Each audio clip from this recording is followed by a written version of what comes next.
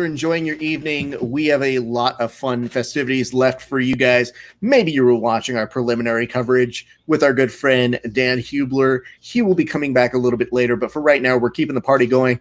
Mackenzie Dern is going to be coming up in just a second. She's going to be taking on Hannah Cyphers, and we've got a lot of things to cover, so don't worry. Sit back, relax, get a beer. I know I've got one. This one is Sabarbro, and it is an IPA, or is actually Sabro, but it's question mark, so let me try that one more time. Sabro. Is that right there? The brown in me wants to be like Sabaro, like an actual thing. I don't know.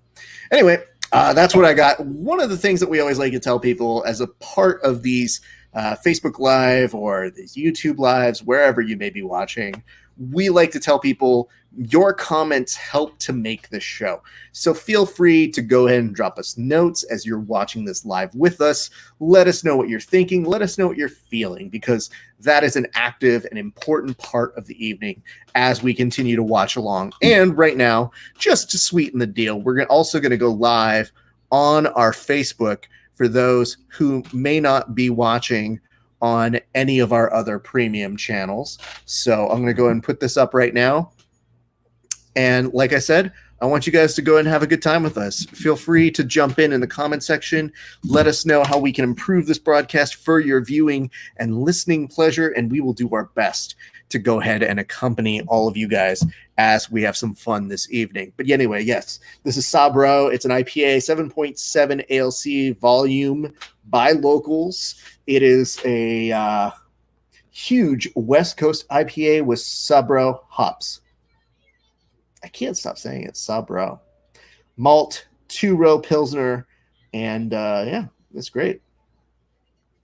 It is Tarantula Hill Brewing Company in Thousand Oaks, California. I'm excited to get some. Just as a tradition here on the show, we cheers those who get finishes within the actual event. So just as you guys may know, or some of you may not, if they get a finish, a submission, or a knockout, we cheers them. And if they don't, we wish them well. It's just we want to encourage some knockouts and submissions. That's it.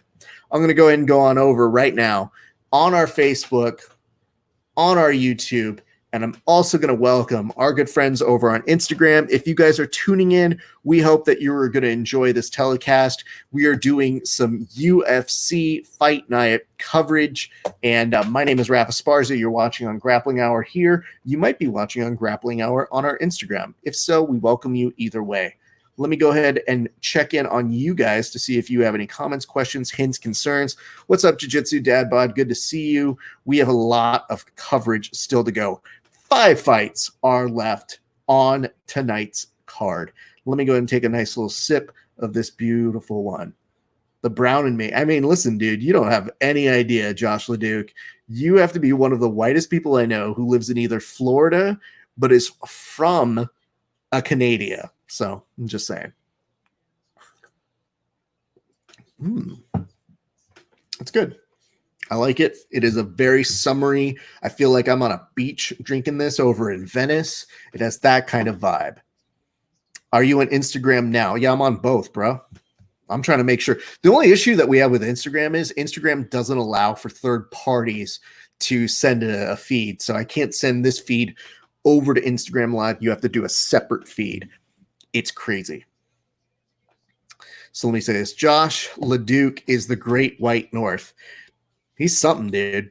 That's all I can tell you guys. So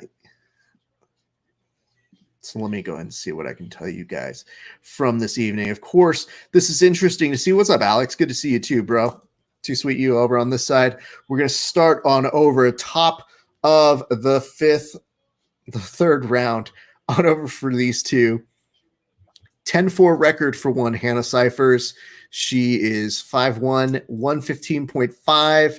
She is Wake Forest, North Carolina, and she is coming into this against somebody who is very well known in our circles, one of the nicest human beings that you got in Mackenzie Dern. Mackenzie Dern, a new mom, so this will be interesting to see how she fights here tonight, if we are being as honest. All right. In the yellow, over on that side representing Brazil, BT Dubs. My wife sent me a note. It said our dog said that my wife sent me a note that said our vet said that our dog needs to lose weight, and it makes me so sad. Like, it's one thing if it's me, but it's another thing if this looks like you need a co-host. I really don't, but if you want to come play, you're more than welcome to come. I'll send you a link over on your side. All right. What do I have for you guys going on? Top of the round starts right now. 4:55 left to go. Beginning of this, as I go ahead and let you guys know, it is a pleasure having you. Beginning of this includes Cyphers coming in hot. You really do not want to take this to the ground with Mackenzie Dern. So you can see her trying to ragdoll her over against the cage, trying to test her maybe a little bit more on the unproven part of her striking ability. We go and put this in, sending on that way. What's up, Jordan Hawley? Good to see you, sir. I will see you on a viewing stream tomorrow as we will be watching Submission Underground live here on Grappling Hour again. So that'll be a lot of fun. Hope you guys will join us for that one as well. Mackenzie Dern is getting just a little bit out of her element, just in terms of, you could see that Cyphers is trying to neutralize her ability to take down. Whenever she's grabbing her, she's making sure that she can't really get any strikes in. And Jordan was almost trying for that judo toss in the middle of it continuously. And understandable, whenever you see Mackenzie Dern fight, there's a lot of X factor, except for the fact that you know that she's going to try and beat you with her jiu-jitsu. So everything else is always up for grabs, but the jiu-jitsu is always going to be one there. Oh, my wife said that apparently the vet told her that, the dog is just eating too much. My wife says, well, coronavirus, we haven't been exercising with her enough. The vet says, no, she's, I know that. She's just eating too much. So hilarious round of ideas from there. 3:02 left to go back in this round. What's up, Mike Frosto? What is up, Brian Genovese? Good to see you guys. Frosto, don't forget, you have a link. I'll see you in a little bit on our telecast. Go ahead and head on there, and we'll be able to bring you on a little bit later. Nice takedown. She got the takedown she was looking for. You could tell Mackenzie was immediately trying to grab onto that arm to get some kind of resistance there. Mackenzie Dern now trying to look for that knee bar. Nothing doing for the split second, but she's got a good start to it. She's maybe going to try and switch it on over to the leg. The knee is a little bit in place. She gets a tap on that. Way to be able to turn that. You could see one thing that happened with Mackenzie Dern saw that she was in that X guard position. She was like, I don't want to fight like this anymore. I need to just submit the shit out of you right now. Great stuff, Mackenzie Dern. Oh, man. You know what the great part about this whole scenario is that with Mackenzie Dern, when she does give her post-fight presser, it'll automatically be in 2 languages here. So, yeah, just this positioning, you could see Mackenzie Dern doesn't even start off in all that great of a position, but just kind of manufactures her way in to get to a familiar play setting. And when she's there, that knee line is already south, so there's not much you can do with that. Good to see, though. Good for her. What's up? I don't know how to say your name. Luxia Mendez, BJJ, and Judo. Good to see you. We'll do a toast in a second. I want to make sure to be proper in terms of coordinating both of our folks on Instagram and our folks over on the rest of our channels. We want to make sure that you guys are enjoying your time this evening. If you're not following us at Grappling Hour, what are you doing? Do us a solid. Follow us at Grappling Hour on YouTube, on Facebook, on, what's the other one? Instagram, do that one, and also on Periscope and on Twitch. I don't know which places you guys are watching, but tomorrow we're going to do one for Submission Underground. So we're going to have our brand of co-hosts come back and do something fun for that. But in the meantime, we are having a blast talking with you guys. It's been a night full of mostly finishes, and the only fights that really didn't have a finish are the Chikagan and Shevchenko fight, which was okay. But the Daniel Rodriguez and Gifted Gabe Green fight, even though it wasn't necessarily a finish, it was still pretty money. So you definitely got your money's worth on that one.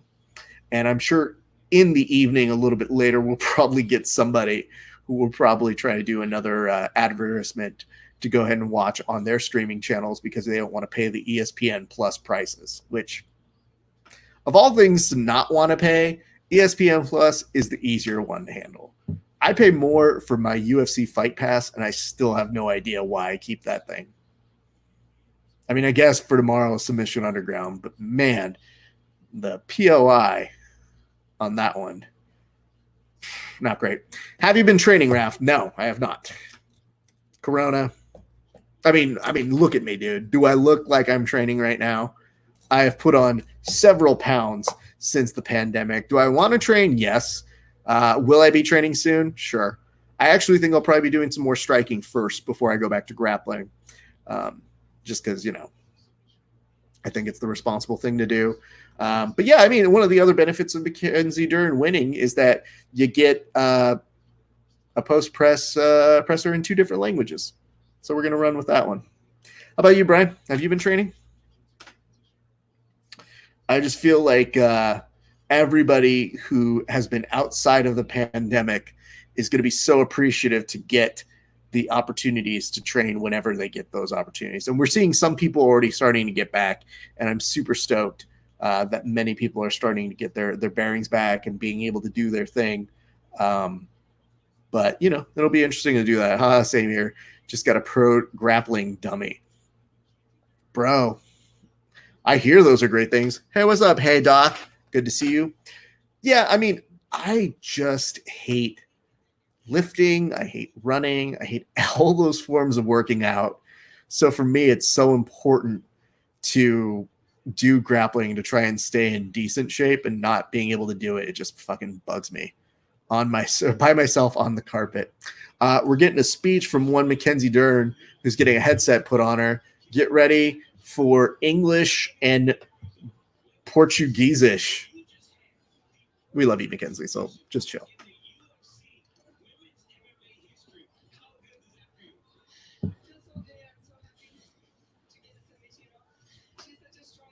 First leg lock submission in UFC history. Look at that. Mackenzie Dern is 8-1, my friends. That's pretty dope. That's a great thing that we're going to be able to cheers to in just a second. Mackenzie Dern smiling her way through the interview, saying that, of course, she went to jiu-jitsu, and jiu-jitsu is always going to save her. Mendes Rose, I train with my dad. Well, good for you. That's pretty dope. That's got to be pretty awesome to be able to bond with your dad. My dad does not fully understand this. He's just glad I'm doing something that keeps me active. So I am intensely jealous of your ability to train with your pops. That's pretty dope.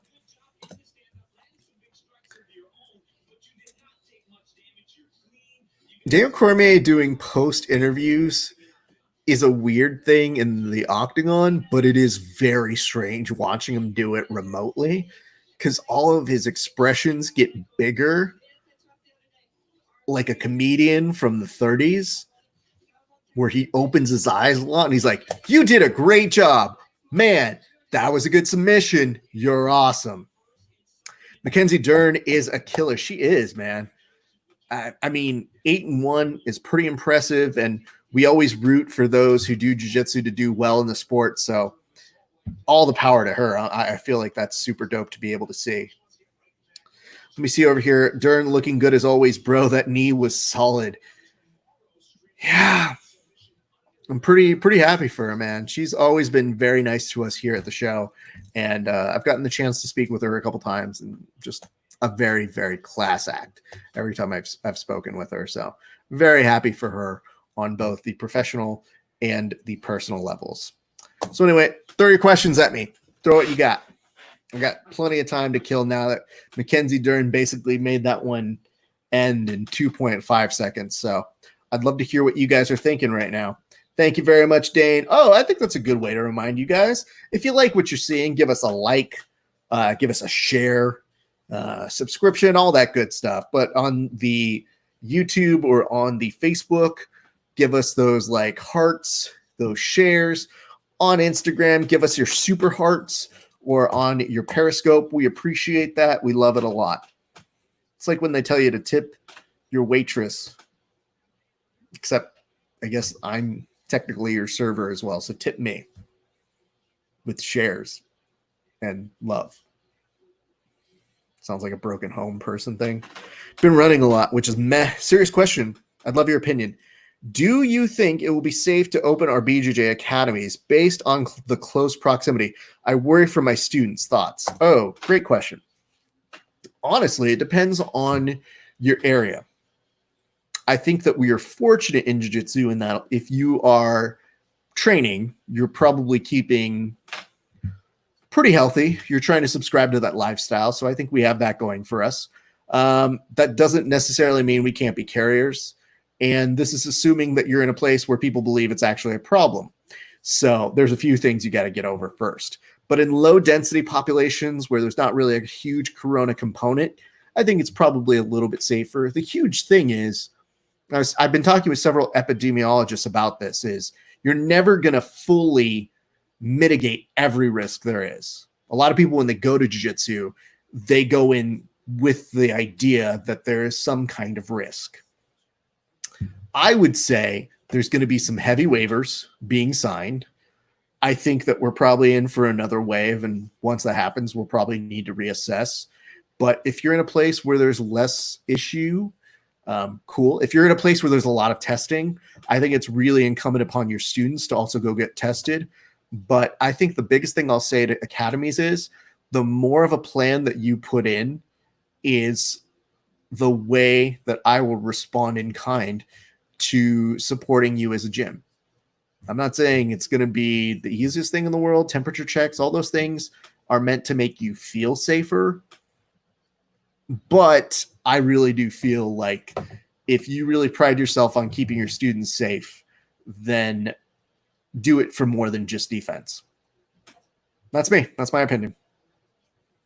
Some people will tell it go to hell. We had one like person who was watching our show who was like, you guys are fucking going to rob us with all these suggestions.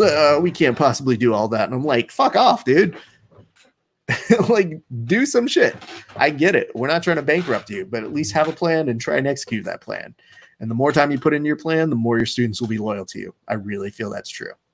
But I feel like I'm actually going to go back to striking and doing more stand-up first before I do anything. I think that's fair, right? Anyway, thanks to Dane. I appreciate you giving us a nice little share over on your side. That's pretty dope of you.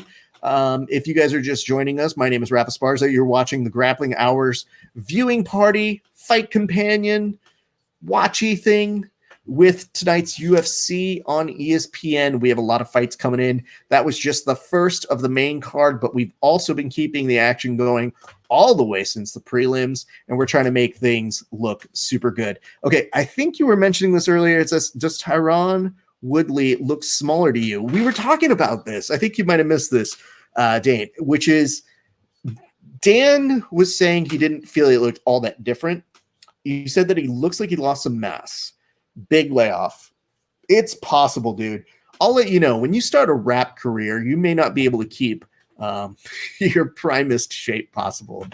Tyron Woodley, though, is somebody who depends more on his ability to implement his stature, if you would, on somebody with the cage work. So could be by design. Gilbert Burns is somebody who's going to be very, very well vested and ready on the grappling side. So I don't know how much of an advantage that's going to be tonight. Brian Gervais, it says, I agree with you, Raf. I'm in LA area under Jean-Jacques. I've been thinking about teaching a lot more stand-up for my students.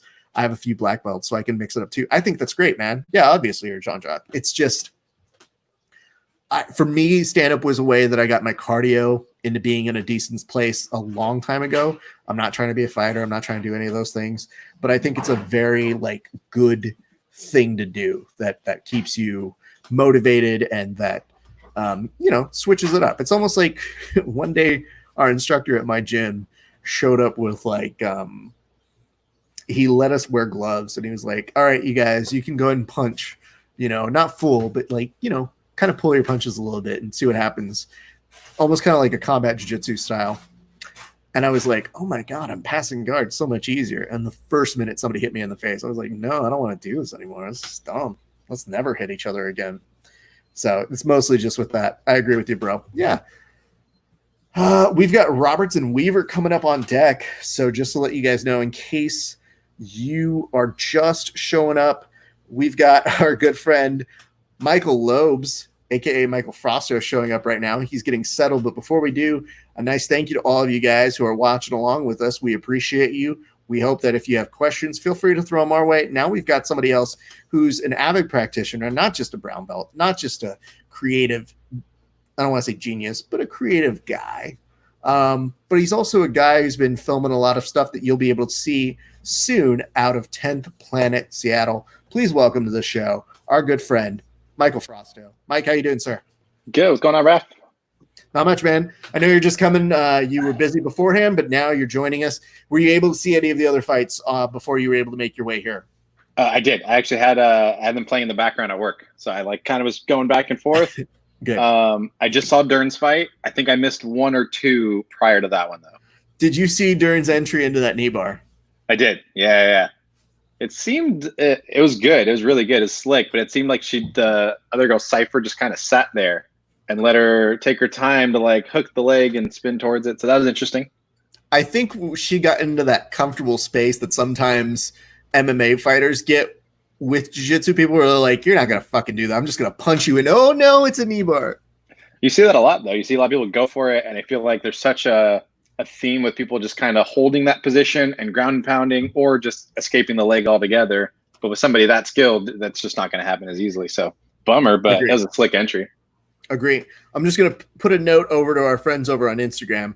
Michael Frosto is on this side. So at this point, I'm going to cut this off, but I'm going to encourage you to go on over at Grappling Hour on Twitch, on Facebook, on YouTube, and on Periscope. If you need any other places, watch us over that way. We're going to be watching the rest of this evening's fights. I thank you guys for tuning in here on Instagram. I'll see you back in just a second. All right, back to you.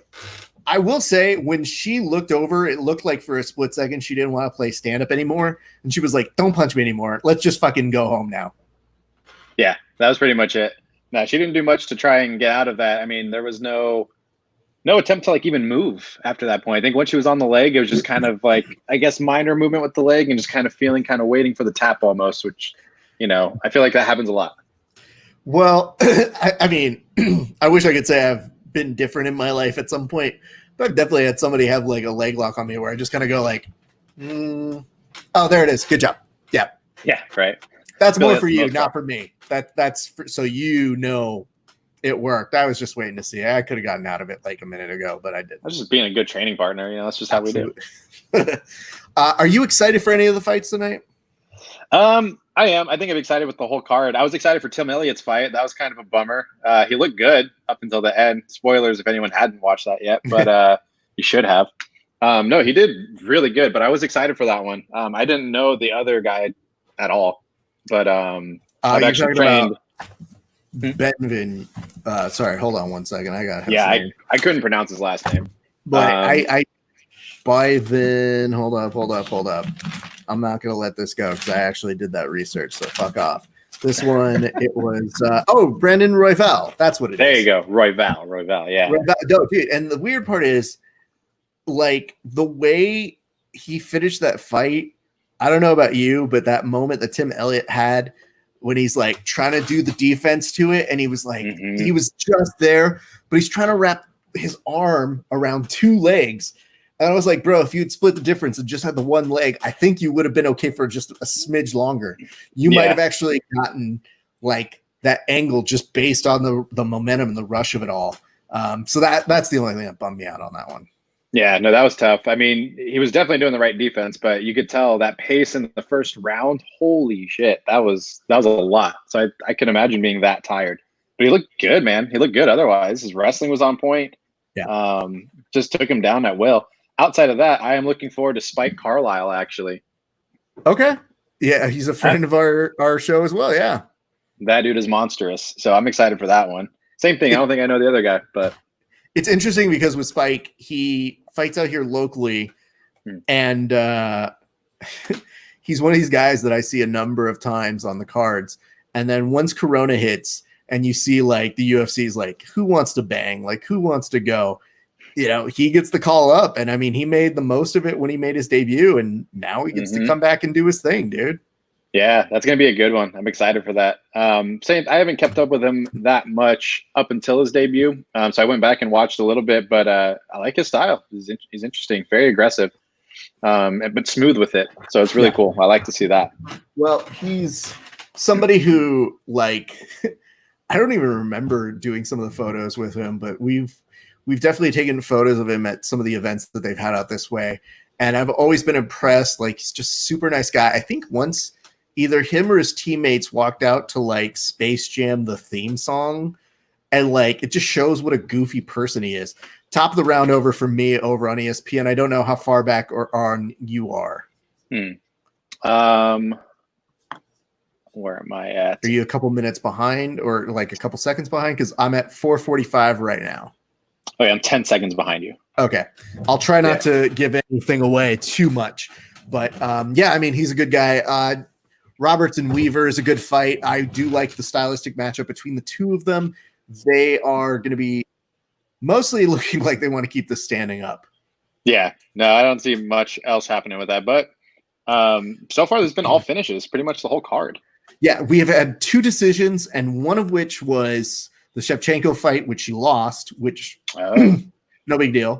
And the other one that was a decision was Daniel Rodriguez and Gifted Gabe Green, 2 hometown guys who, even though it went to decision, was a great fight. So go back and watch that one when you get the chance.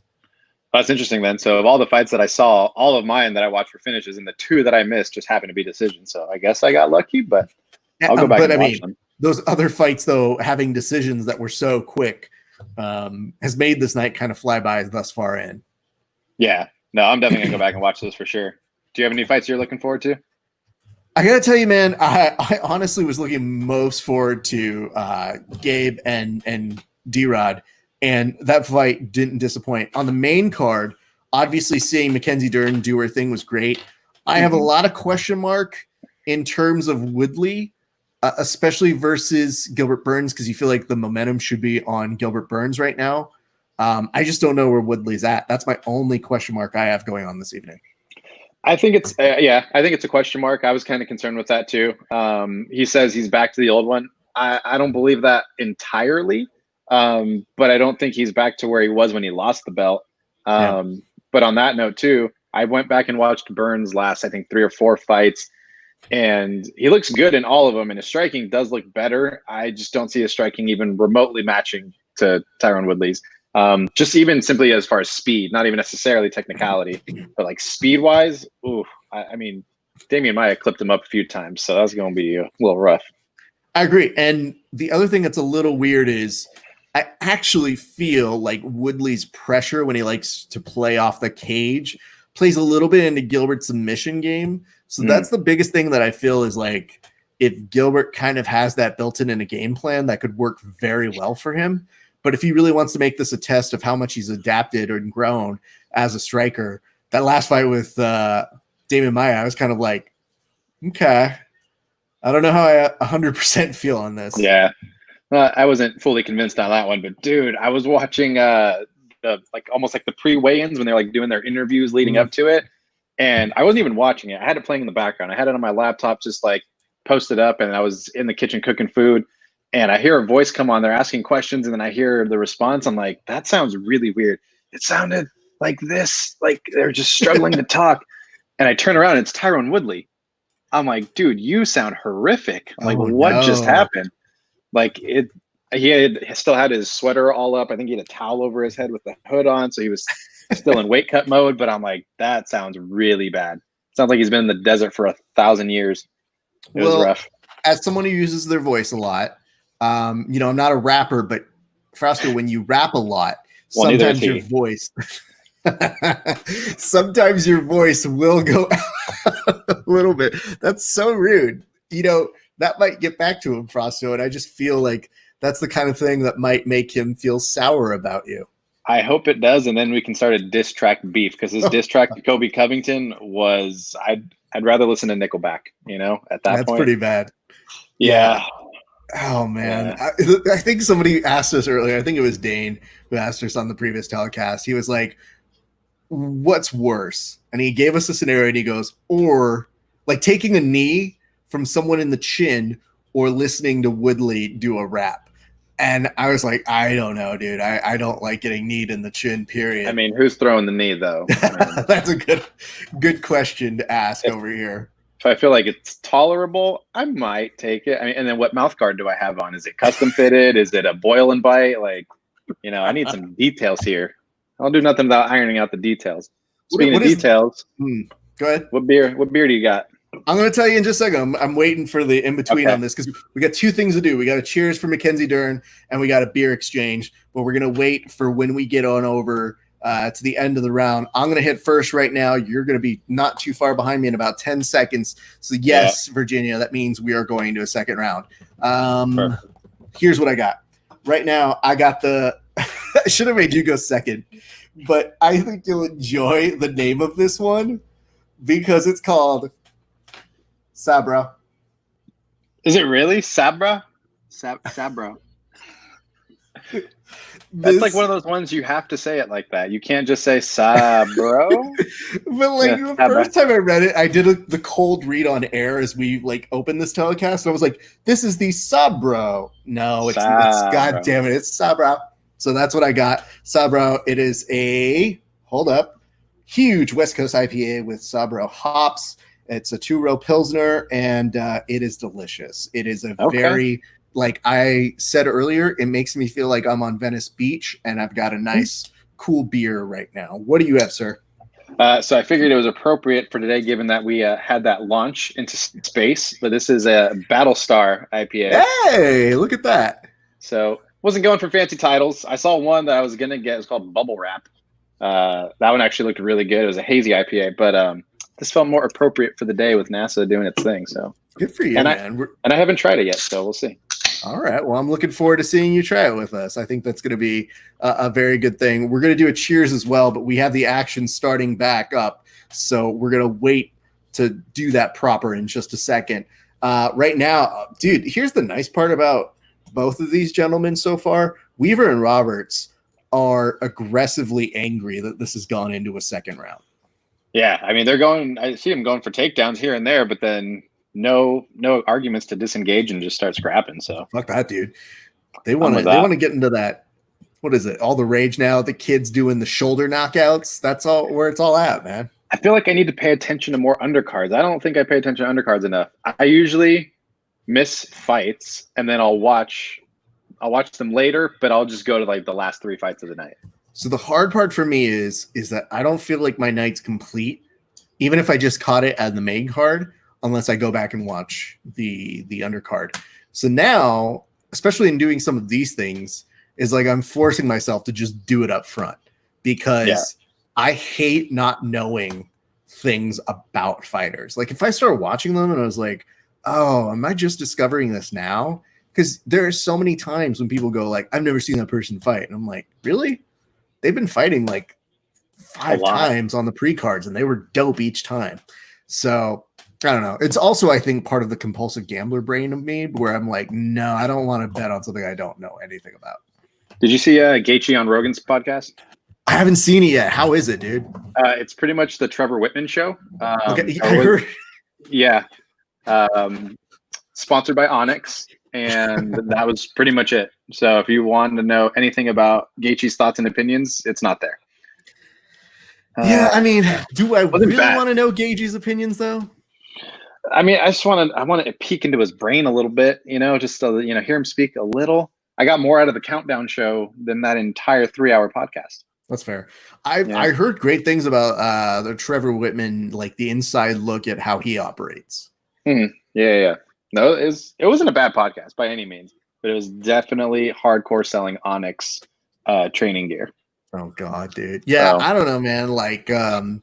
It's kind of weird because what I have to do with a lot of different interview shows is I either have to be in a car or I have to be like cleaning up around the house, and then I'll put it on, and then I'll catch up.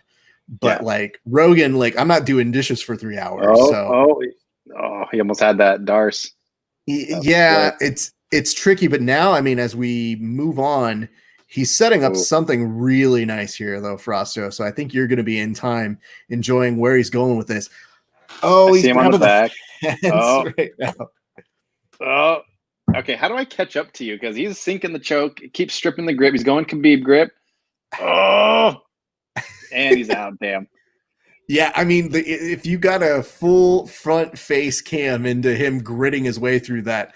However, props to him for continuing this barrage. And yes, it does look like things turn out just fine there, Mike. Yeah, man, I'm way behind you. Yeah, I need to fix this. How do I fix this? ESPN. Here's some bad news. I was watching with Hubler a minute ago, and his was 20 seconds ahead of mine, and we were both on ESPN Plus. I have now switched to ESPN, the channel. So it might be that ESPN, the channel, might be like a smidge ahead of you. But let's ask you this. Yes. This is a finish. We also have to cheers this one. So I'll take McDern, and then you can do this when we're up in there. But how long do you think is the proper amount of time before you can, after maybe submitting an opponent, re-engage that opponent afterwards to be like, hey, bro, hey, thank you. I just want to pay respects. Because we've seen tonight at least 2 people who are like, I really don't want to talk to you right now, dude. Yeah. It's not the time. I mean, I definitely think it depends on the submission. You know, like the knee bar wasn't a severe submission, but it was like a damn. Mm-hmm. Like for the person for Cypher losing, you could tell in her head, she's like, fuck, I could have avoided that. That's dumb. Why did I do that? I feel like that's almost more hurtful than like a brutal, like a brutal strangle like that. That would be more like after that, I would come up to him right away. But if it was like something silly, I don't want to say silly, but where they just kind of feel like, oh, damn, I got caught. That's I just leave him alone. Because not only did he like get the rear naked choke, he sinks it in, but then he immediately, once the tap happens, like gives him a hug, like, hey, bro, it's cool, man. And I'm like, yeah, I just always put myself in that situation. I'm like, listen, I'm usually pretty good about this sort of a thing, but I'd like to think of myself at my worst at all times of when I'm like, dude, don't touch me right now. Don't. Well, that one's easier though, because once you let go of the choke, like you're already there. It's like you might as well just like real quick, you don't gotta like walk over to them. You just quick little, oh man, my bad. But most people tend to be like, hey, can I that like nonverbal, can I give you a hug kind of a thing? This you have no choice. You're gonna be like, what are you gonna do? Choke me again, dude? Yeah, just quick little chest pat, good game. That's it. We're good. All right. So you're drinking that, I'm drinking this. This is this is the Battle Star IPA. Tell me just again a little bit about it, though. So it's Crux Brewery. It's just a regular IPA, no hazy or anything like that. But it has. I hear this a lot. I actually have no idea what this is, but it says mosaic hops. But I hear that a lot. I don't know exactly what it is. Mosaic hops always makes me feel like an artist is drawing it, and it's like add a little mosaic hops right here. But I'd be lying if I say I didn't get it because, one, it's in Bend, Oregon, which, according to you guys, is the same as Washington. And it is a 7.8%. So I'm excited for that. 7.8 is pretty good. I brought 7.7 tonight. And I want to tell people this evening, Jason Espina, who asks Robert versus Weaver result. And that would be Roosevelt Roberts coming in with the rear naked choke win. And they're doing something weird tonight. They are actually not interviewing in the octagon. They have to go over to the side. This is what we were supposed to do with Joe Rogan. However, Daniel Cormier is doing the remote interviews with a headset. They go over to a step and repeat, and the athlete does the interview there. So while they're doing that, we're going to go ahead and take care of that. So yes, Jason, I hope we answered your question. Yeah. I did see that. All right, I'll take the Mackenzie Dern cheers.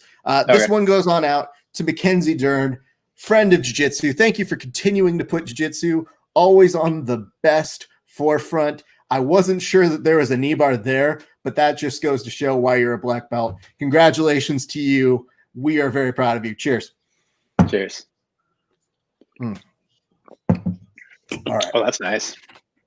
Yeah, so I've been pretty pleasantly surprised on this one where I've just been doing a lot with hop merchants where I say just put stuff in a box and send it to me. And that's really the way to do it, because otherwise you end up just exactly what I did with this one. Aside from the fact of the name just being appropriate for the day, I just look at the label, look at the name, and occasionally I'm like, once I like that, I'm like, okay, what's the alcohol content? Where is it from? Then I do all that stuff second. But I feel just try bad. Everything. You'll find. I feel bad because I always tell them, like, just give me what you think. And they're always like, what are you in the mood for? And I'm like, what I've never had before. And for whatever reason, they crush it every time. Yeah. Well, that's their domain. What is so this? Roosevelt Roberts is now apologizing for not making weight. Oh, I didn't know he didn't make weight. Interesting. He's doing a lot of like chest signaling, so I can't tell if he told somebody to steal third base. I think he is. Yep. This is so weird to me because I was saying before you got on, Daniel Cormier seems to be just making like old school vaudevillian eye gestures. Like all of his eye movement just gets bigger for whatever reason, and it's freaking me out. Do you think they can see them? Like, is there a screen with them, or are they just looking into the camera straight up? Well, think about it like this. All right, so right now you and I are doing this remotely. So you appear on a screen down here, but I look at the like lens, or I look at the camera, and I just kind of imagine how you're responding. That comes from years of doing forensics. So if I'm ever looking down, I just kind of like double check, like, oh, he's still in frame, or this is still working just fine. So yeah, it's tough to do. It takes a lot of work to get used to, but like, I hate it when I watch shows that at least don't try to look back at the camera. Like, just imagine what the person's supposed to look like. You know, this dude's got it down, talking about his money. Dude, I mean, hey, listen, man. Money. This is going to be a tough night to try and get a fight bonus, considering how many finishes there have been. So this really just begs you to figure out, is your submission or knockout better than someone else's this evening? Is there a limit to how many they can give in a night? Like, obviously, no, they're not trying to throw out like 50 Ks all around, but can you just have like 10 of them? No. So what I've seen in the past is if they give out 4 performances of the night, sometimes they give out no fight of the night. And I feel like on tonight, you'll probably there's a good chance. So far, so good. Don't want to ruin this for either D-Rod or Gifted Gabe Green, but I think they're the fight of the night so far. It's just a matter of how many performances do you want to give out, because there has been a knockout and there has been submissions. So that is important to denote for people who are ever looking for those things. I feel like if you're going to do that, like, let's say you have 10 amazing fights and you're like, well, I don't want to give out $500,000 right now. What if you just do like an overall compensation for the card and everyone gets like 10 or 15 or something? They're not going to do that shit. No, I know, but I'm just saying, in theory, right? Like, if you're going to choose picking one or picking none because you have so many, just fucking divide it up. Might as well. Dude, I'm excited for this Bruce Lee little documentary they got. Yeah, I mean, I'm happy for them to do it on 30 for 30. I don't know about you, but now that you have the ESPN Plus app, I would highly recommend watching shit like, the Michael Jordan's Last Dance and shit like that. Yeah, I was about to start streaming somehow. I didn't know where to find it, to be honest. Initially, I thought it was, when I first heard it, I thought it was Netflix. And then I thought it was like something else. I was like, I don't even know where to find it. Well, no, I think Netflix produced it with ESPN. So I think it's a little bit of a split, sort of like, because ESPN, they usually do 30 for 30s that are pretty good, but that's a unique one where I was like, no, Michael Jordan produced that. There's what, 10 episodes? 10 episodes? 10 episodes, and dude, it's just addictive. Summer, it's the perfect fucking Corona like era viewing, because Kelly and I would literally, like, every Sunday, like, I watched one episode with her because she doesn't normally give a shit about half of this stuff. And I watched one episode without her. She fell asleep on some bullshit programming. She woke up and she goes, "What are you doing?" And I was like, "What do you mean?" She's like, "Why are you? I live in Chicago. Restart it." I was like, oh, okay. Well, I'll I be guess back. that's what we're I'm gonna miss my flight. But I like that she like yelled at me and was angry, and I was like, yeah, I guess if you want to watch any documentaries. And Yeah. dude, just the profiling they do on there, it'll be nice to one day see that with MMA, because nothing has come close to at all in our sport looking like that. No, I mean, I don't want to say to that caliber, and I can't say because I haven't seen it yet, but there's been a few here and there that are pretty good for some of the fighters. I'm sure it'll get better, and obviously once you have more time, you'll be able to add to it and create more in-depth story. But no, I've been hearing nothing but good things. That's actually what I'm gonna do tonight. I'm gonna watch episode 1 tonight. Yeah, I won't be surprised if you end up watching more than one episode, because that's probably true. When they pass, you just kind of go, ooh, and then what happened here? And there are like certain moments that you're like, oh, I remember that. Oh shit, I've seen that, or I remember this. So it does fill in a lot of blanks, and it is quite good. I've seen that you guys have been putting up more technique videos, dude. How's that been coming along? It's been good. We're putting them up very, very slowly. So like you're seeing them come up, like once every week, maybe 2 weeks. But we have probably like 15 already pre-recorded. But it's just more of a way to kind of, take our time with it, because everything else I'm doing aside from that, we have the techniques that we kind of plan out as what we've been posting. But then I'm also recording the actual lessons that he's teaching, because we're still running some stuff with like 3 or 4 people. Sure. And, I'm just trying to get that format separate where it's structured more like a class. So I'm going to return to you in a second, but I just want to make sure while it's on screen, we can kind of talk about it. So I know we're talking about our boy Spike who's coming in and fighting, and they're showing him. But did you see what Billy Quintillo was kind of warming up with on his side? I just missed it. No. Okay, Billy on his side was sitting there, and his warm-up, where normally you're pummeling, you're getting some light strikes in, that motherfucker was drilling heel hooks. Hell yes. Or he knows the cameras are coming on. It's like, oh, I'm going to go heel hook, and then he's going to fake an Imanari uppercut. Game over. Lights out, Lyle. Even though I'm rooting for him, I want Carlisle to win. No one's questioning your allegiance here, sir. I'm just saying, like, bold thing to fucking be drilling. Like, I'd like to think in a fight, even if I know my money is on jiu-jitsu, I'm still probably being like, hey, bro, I should probably like work on this jab, because like I grapple. So it's overrated.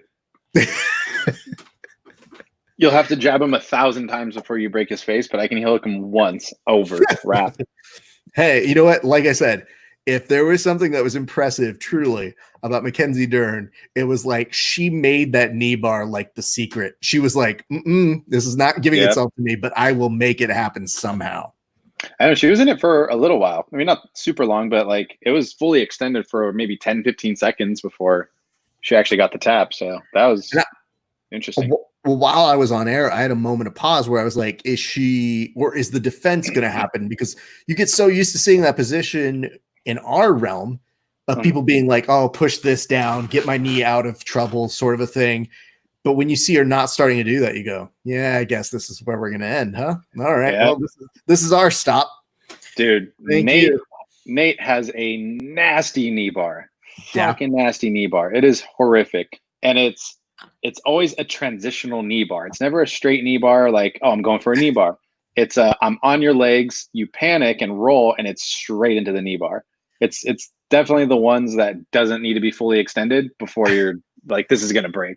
Are you 100%. At a point with Nate where you're just kind of like, look, bro, we're all not training that much right now. So if you break my knee, I'm going to be so fucking sad. No. So actually, I'm dealing with an injury right now, and it's not because of Nate. This was while he was gone. And I'm still trying to rehab it. It's been, probably about 2 months now that I've had this. It's not going away. But essentially it's a pinched nerve now. And initially it was just like normal back pain, kind of just like building up under my shoulder blade, limiting movements with like my neck and stuff like that. And I would roll out, foam roll, ice, hot, all that. And then the other past 2 weeks, been getting tingling sensation in my left arm. So Nate recommended one of his buddies from Oregon who's really good at body work. does a lot of massage, does a lot of just general body adjustments, and does cupping and stuff like that. So he was recommended to me, so I hit him up. And with everything going on right now, he's kind of pulled away from massage stuff because obviously nobody wants to be in range of 6 feet. Right. But he also has a coffee business out in Oregon too, so he's been building that. Okay. But I made contact with him, so I'm going to be getting some body work done in the near future. So hopefully I'll be back. And Dude, I'm so jealous. Like, it's yeah, one thing to tell us that you can't roll, which is most people's exercise in this sport. mhm. But Yep. the idea of being like, I need someone to fix my back, like, is just making me so insane. Like, it can't be both. Like, one Nah. or the other. But Yeah. like, seriously, sitting here where I was getting up, I think, from the bed, and I went to like go maybe to the counter or something, and I was moving from the bed, and I just went right back down. I was like, "Fuck this," back to sleep. Yep.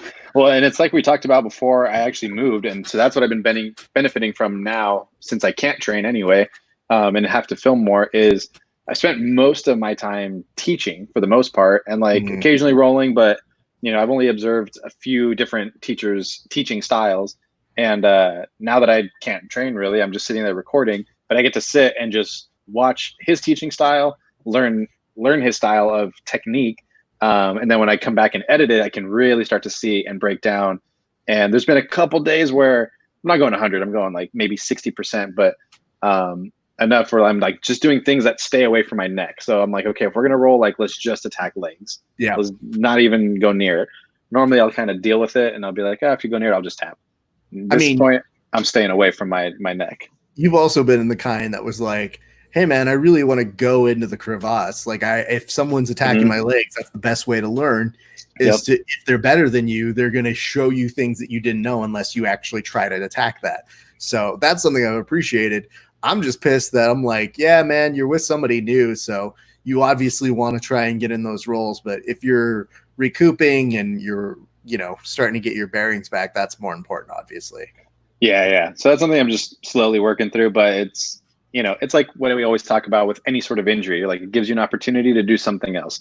This one hasn't allowed me to do anything else with training, but more of the just mental and watching and the idea of mental reps, which I never really used to practice or take into consideration, that now I am, and it's making a big difference. So yeah, there's a lot of fucking imaginary rolling going on in everybody's heads right now. Yeah. There's a lot of like, if I could get here, I would finish this. I want to say hello to Junie Ocasio. Good to see you, sir. What's up, Phil Dunlap? Thank you guys for watching. If you like what you see, go ahead and give us a like, give us a share, give us any of those things. We love seeing you guys in here. And while we're in between fights, or even during the fights, feel free to throw us your comments, your questions, your hints, your allegations, all that stuff. I will integrate them into the show. And yes, I am checking all of the different places where this is being broadcast. So if you put it on Facebook, cool. If you put it on Periscope, fine. If you put it on YouTube, I'm going to check here. But every once in a while, I might have my wits about me, because I do think most of the times you're going to be a bot. If you put it on YouTube, you're going to get flagged and pulling you down. You know what's funny about that, though, is we have somebody who earlier in the previous telecast was saying, hey, just to let you guys know, before the moderator takes this down, come to my page right now if you need these fights for free. We'll air them. And I was like, For sure. Bro, this is not even a pay-per-view. Like, save that shit for the pay-per-view. And second of all, I'm not even the one telling you not to. Like, I'm not going to delete this. You know what I mean? Yep. All right, I'm calling it now. I got Carlisle left high kick. Okay, I will write that down. Left high kick. Very specific. Left high kick. Well, if you're being that specific, do you have a round in which this is happening? I'm going to say 3 minutes and 17 seconds in. No, I'm just kidding. I don't actually know, but I'm gonna stick with that. 3 minutes, 17 seconds. Oh, okay. Well, that's why not? Hey, you're playing this game to win, and I appreciate that. That's an important thing to do on this show. Yeah. It's not just to bet; it's to make sure that you make it as specific as possible, and especially now that we know that if one, oh wait, I should put the thing up here real quick. Nope, not that one. This is Billy. If Billy was shut up. If Billy is gonna go ahead and practice his heel hooks, I think we know that he's expecting a bang and strike from one. Yep. Yeah, what if he just falls to it right now? Oh, I forget you're ahead of me, son of a bitch. Yeah, this is absolute fucking nonsense. Just Oh, straight into this cat.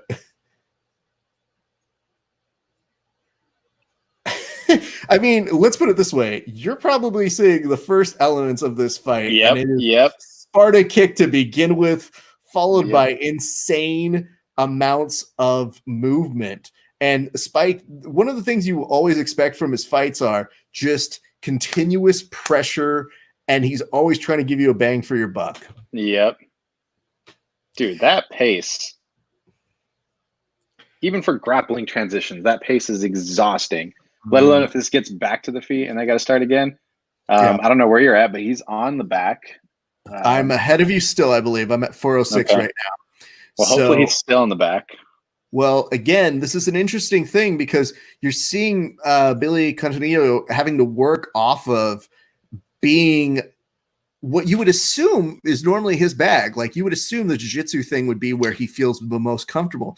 And yet 100%. Spike is the one that's really working the back here and trying to flatten him out, doing a good job of using his head to go ahead and try and base him out, pull him down just a little bit. But instead, even though he's not getting the submission, it's a lot of wear of just having somebody on your back and carrying their weight on you.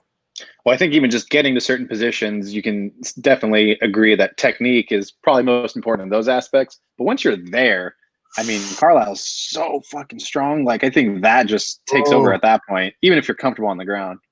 Holy, yep, he's taking some shots. Well, here's a fun exchange that just happened. I'm sure you just saw the armbar attempt that then went into somehow Billy Quarantillo being able to get into Spike's guard. Now, this is probably where we see Billy being able to mount some offense, which is kind of nice. I think we're going to have to do some sort of replay on that. I could have sworn I saw a tap, a very, very quick tap. Interesting. From that armbar. I didn't see a tap. I saw him more so just recognizing, like, I'm not going to let this guy submit me, dude. And Billy now, for a split second, he looked like he was trying to get some hooks in, and Spike just trying to, like, throw him off of him. There is a body triangle now. I want to come back to that back position. I don't want to see if Billy's actually going to do it or not. But one thing I've been watching all these fights tonight. I haven't paid attention specifically to this in other fights. But for the most part, when people get backs, nobody is securing a Kimura grip from the back. So most people are going to the back with seatbelt and throwing punches, throwing strikes or whatever. But even to maintain, there's no urgency to get that Kimura grip and automatically lose that. I feel like with the glove, that should be it. What if Billy's literally went to rubber guard for a split second, and it just made me fucking giddy because I'm like, yeah, I guess if I were fighting, this would be the kind of nonsense I would try. And being like, I don't do rubber guard, but you know what? If you're punching me today, I do. Rubbish guard. Rubbish guard is good. Can I tell you this though, man? There was a fight earlier this night, and I don't know who had it, but there was like a slight moment where I think somebody was going for an arm bar, and I swore, just because I like the Kimura grip enough, that I imagined them having a Kimura grip when they didn't. And I was like, dude, that's how much I like that position, that they didn't even have it. But I just filled in the blanks like, you should have a Kimura grip. That would finish this right now. Oh, shit. For a split second, Billy saw the greener pastures of a knee bar and now is kind of paying for it. I'm just now getting to that. It's okay, but you see the split second of him being like, "Oh, just grab and see what happens, dude." If he would have committed to it, he would have had it. But he kind of like half-heartedly grabbed it and then just sort of fell and let the leg get away. But he didn't commit. If he would have committed, I attribute that to him just being tired as fuck, dude. Yeah, and Carlisle's not stopping, bro. What the fuck? That's just his pace, man. That is insane. When we're done here, I'm going to tell you a story about Carlisle as well. Ooh. Oh, there we go. Okay. All right. All right. After this fight, I'm going to try and sync up with you. I don't know how, but I'm going to figure that out. This happens all the time. I totally understand it. You're not the first nor the last. And yes, I do want you to try to sync up with me because I just feel like the amount of appreciation that we have is going to be so similar. Oh my God. no. I don't want to ruin it for you. I just want you to see it. What just happened? So I think Spike thought the round was done sooner than it was. But it wasn't. And started walking away. And Billy was just like, bitch, we're not done yet. What did he hear? Like, it's with no, I could see that happening if there was an audience screaming and you're like, oh, I couldn't hear the buzzer. There's nobody in there. You know what it is? I wonder if he's got like really good sense of timing in his head. And he's like, in my brain, the round's done. Yep. In his brain, the ref stepped in and stopped it. He was like, oh, it's just over. He's like, I just saw the fist come up. I'm out. I don't know that I've really seen that. If not ever, if not recently. Jesus Christ. You don't really way better if he started celebrating. Bro, it would have been amazing if not only was he celebrating, but got popped and then went straight whoop. And they go, I guess it happened in rounds. So I think they're explaining it right now as they come back. All right. Do you want me to try and pause? I'm going to wait till after the fight, and then I'm going to try and sync up with you. So that way we have time in between. Yeah. Okay. We're back. I mean, the announce desk is laughing profusely at it, by the way. So right when they came back, they show the highlight of it, and you hear Daniel Cormier laughing his ass off, being like, can you believe he did that? Ooh, nice. So you have to imagine that Billy's corner is probably being like, hey, listen, dude, do not play his game. Like, you need to play a jiu-jitsu guy game with this guy. And the more that you try to outpower and outmaneuver him, you're just going to get sucked into it and just get outclassed when you shouldn't. Well, it's hard because like the only way to stay in it is to stay ahead of him, but he's moving too fast. It's just like he initiates everything. You can't start the pace. So it's always catch up at that point. But like even here, like even like in that first round when you saw Billy was like, all right, clearly he knows how to get a body triangle on him. And Spike being able to be like, grab a 2-on-1 and spin into him into guard. It's like a really good awareness that if you can build into it, maybe you can be a little bit better about it. But in that first round, he was kind of like, bro, I should have your back. Why the fuck are you in my guard now? Dude, let go of that fence, son. Oh, there was definitely a fight earlier, and I don't know if we talked about this, that the cage became the third member of the octagon, one might say. Oh, yeah, no, definitely didn't see that. Oh, I'll definitely describe that. Again, the biggest winner here thus far in is just Spike's must go harder. All right, so I'm gonna explain something real quick. I'm gonna pause you and walk away. So I have a very old laptop. And it's one of those scary laptops where it says 50%. Okay. But that's not what it really means. That's fair. 50% is actually like 5 in the way these are made. It happens, my friend. I am quite aware of how these things work. I always somehow manage to work off of like the best technology of 10 years before it. Yeah, pretty much where I'm at with that. But this thing's been holding up like a champ. I think this is 2014 for our MacBooks. How many gigs is it from 14 though? 500. Okay. So not bad. Pretty good.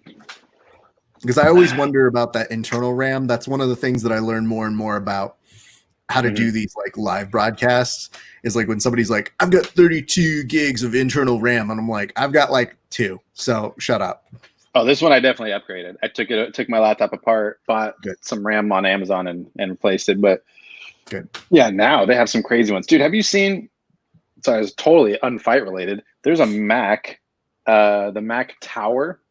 It's like $25,000. And it's ridiculous. I mean, that thing is literally the Terminator in the computer form, but I'm like, who would buy that?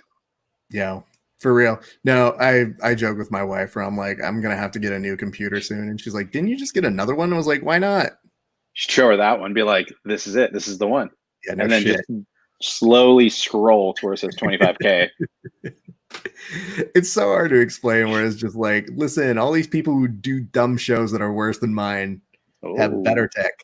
So this is interesting to see. What you might have just seen was an exchange of every time you feel that Billy Quarantino is going to get the advantage here or come up a little bit more on the upside, you see Spike's relentlessness just catching him back up. However, you're seeing Spike get maybe a little bit winded from all of his crazy. Like you're starting to see him just a little bit red, one might say. 100%. He thought this was going to be over already. Yeah. But yeah, no, he's going, oof. Yeah, see, I don't like that. When you turn your back away to start making some space, that's where it gets dicey. Oh, he's got that choke in. Nope. I mean, right now on my side, ooh, nice. This is good. This is a really good moment for Billy. This is really where the fight could be made. Frosto, I don't know where you are, but this is really telling right now. Now I'm in the triangle, so I think that's where you were at. Yes. And it's dicey, but it's not over, and it looks like it's gonna get out. How do you go back in it? I don't know, dude. How do you escape and just fall right back in? To be fair, don't mock it till you try it. Because also, Billy Boy had like 6 attempts for a heel hook that could have been there for him. He didn't take it. I think I'm on the same page as you in terms of like, I saw some heel hook attempts, but I also think that he probably figures like I can't calculate where fucking Spike's going to end up. Like, I want to know where this guy's going to be so I can maintain position, because clearly he's going to try and get his way out the fuck of it. Yep. But, man, good for him. No, those are some good scrambles. There was I was oohing at the transition where Spike, like, torpedo rolled out up to a single and then worked his way back up to the cage. That was quick. All right, I'm going to work on... All right. That was the second round, right? Second round. So that's the end of the second round. We're going to be going into the third round. If you guys are just joining us or you're watching on your own version of a stream, or you just need results, keep locked with us. Billy Quarantino versus Spike Carlisle. It is the third round. We're starting right now, top of the round. As we go, boom, 5 minutes on the clock. I'm still learning on how to save $40 on some outdoor gear. So we've been laughing at all the different commercials that we're getting, because as I got proper 12 commercials, Hubler was getting earlier tonight a whole bunch of Liberty Mutual, and I was like, I win. I don't even know what that one was. I never heard of that company. It was like steel dealers, something like that. Okay, so this is where the host in me starts to get a little conflicted, because if Spike wins, I might get an interview. But if Billy wins, I don't know him. So I'm already less interested, because this went longer than 3 minutes with no head kicks. So hey, you know what though? At the very beginning, when he sparted his way into it, you weren't looking too bad. I got to go back and see if that was his left or right leg, because that could have been close. All I know is like I was literally giving a shit of being like, well, we'll see. Oh, you're 10 seconds behind me, but wait till you see that shit. Yep. Okay. Mm-hmm. All right. It's already looking like a much better round for Quarantino, as he can't quite get to mount just from the amount of movement that Spike's putting in. Mm-hmm. However, he is looking way more solid. And I know we didn't really get to talk about that triangle attempt, but man, I thought like at the very point of him at least locking it up, I was like, dude, that arm's dangling there, and that's going to be telling on if he's able to finish. However, this is looking like a makeshift sort of prison rear naked choke where he's like, listen, bro, I don't have a lot of the ability to finish this off, but I'm going to make you fucking pay for it. He's definitely got way more output this round. Yeah. Oh, that's tight. However, ends up getting out of it though, Frosto. Oh man, he was grabbing single digits for a split second. Billy was like, "Yo, ref, handle that." Yeah, he's got my pinky, bro. It is pretty. Yeah, that is always the hardest thing to explain to people. It's like grabbing one digit, no bueno. 2, 3, yeah, all right. That reminds me of the Lloyd Irvin Kumite, where Sean Roberts made a homeboy give up because he kept grabbing at the fingers. That was amazing, dude. How amazing was that Kumite? I'm surprised that it took not necessarily Lloyd Irvin or I'm surprised it took anybody that long to redo it. Like to do another no time limit, submission only, in that format. And it was semi-show style, but Phil Schwartz from Portland, dude, I don't know if you've watched all of Shugyo. That was dope. That was really well done. We got to, we talked with Phil before it aired just because I happened to see it. And I was like, hey, bro, come on the show. And he sends me a note. And I don't assume like I know, especially when they don't put their names attached to any of the Instagram handles and shit like that. And he just was like, yeah, bro, I want to come on, blah, blah, blah. And then at the very end, he's like, oh, Raph, it's Phil. And I go, oh, hey, Phil. Cool. I might have assumed it was you, but I don't presume that it would be. And he's like, yeah, sorry, dude. I was talking like Raph knows who I am. And we were there from the forefront, and then we did all the shows. We were watching them. We interviewed a lot of the guys. And I can't tell you how great it was to be able to interview Orchard, because I was like, whoever wins, we're going to interview. And when I saw his Orchard, I was like, bro, not only do you deserve this, but like just from a host perspective, it's just cool to be able to tell you on air, like, hey, man, I was rooting for you. I was hoping that it would be you. And it was you. And there's nothing I can do to interfere in it. It's just you did it. That's dope. You know what's really funny about Nate, and I'm learning more and more, and especially it's weird too, because to find this out from him specifically, and then to go back and watch either old matches of his or even Shugyo in particular, is he shows a lot of technique in the classes, and he gets very, very detailed with it. But then when you ask him about certain things, he's like, I don't know, man, I just do it. I'm like, well, what does that mean though? He's like, yeah, I just kind of feel it, and then I just do it. I'm like, oh, okay. Cool. So, cool story, bro. So what you're saying is just get better, and then it'll work. Have your instincts, but match my instincts. Cool. Okay. Yeah. Can I download it from somewhere? Is there an app that I maybe need to like figure out? Like, oh shit! Do you need to get a Whoop strap? Dude, look at this real quick. I want you to see when it comes your way right now, and it should be coming in here. It's coming. Spike is like he doesn't look super with it.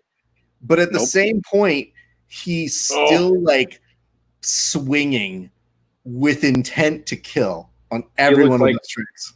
He looks like he finished 2 Battlestar IPAs. Oh, heavy left hand. Pretty good fight, though, if I'm being honest. Dude, if you're a judge, where do you go with that? Well, that's a tough one because you probably are going to maybe go split Billy. It's just a feel. I'm giving it to Billy. Yeah.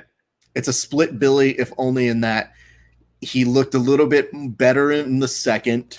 He had a triangle that he was trying to work. That third round should be his, no problem.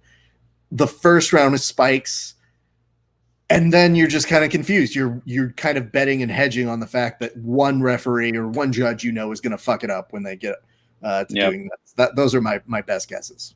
Yeah, no, he was closer to finishing it. Carla, I think, had one rear naked attempt. I think that was it. Or that arm bar in the very beginning, but that was very half-hearted. I mean, I wouldn't call it that. Though you professed there was a potential tap in there that I will have to go back and see, but I didn't see that.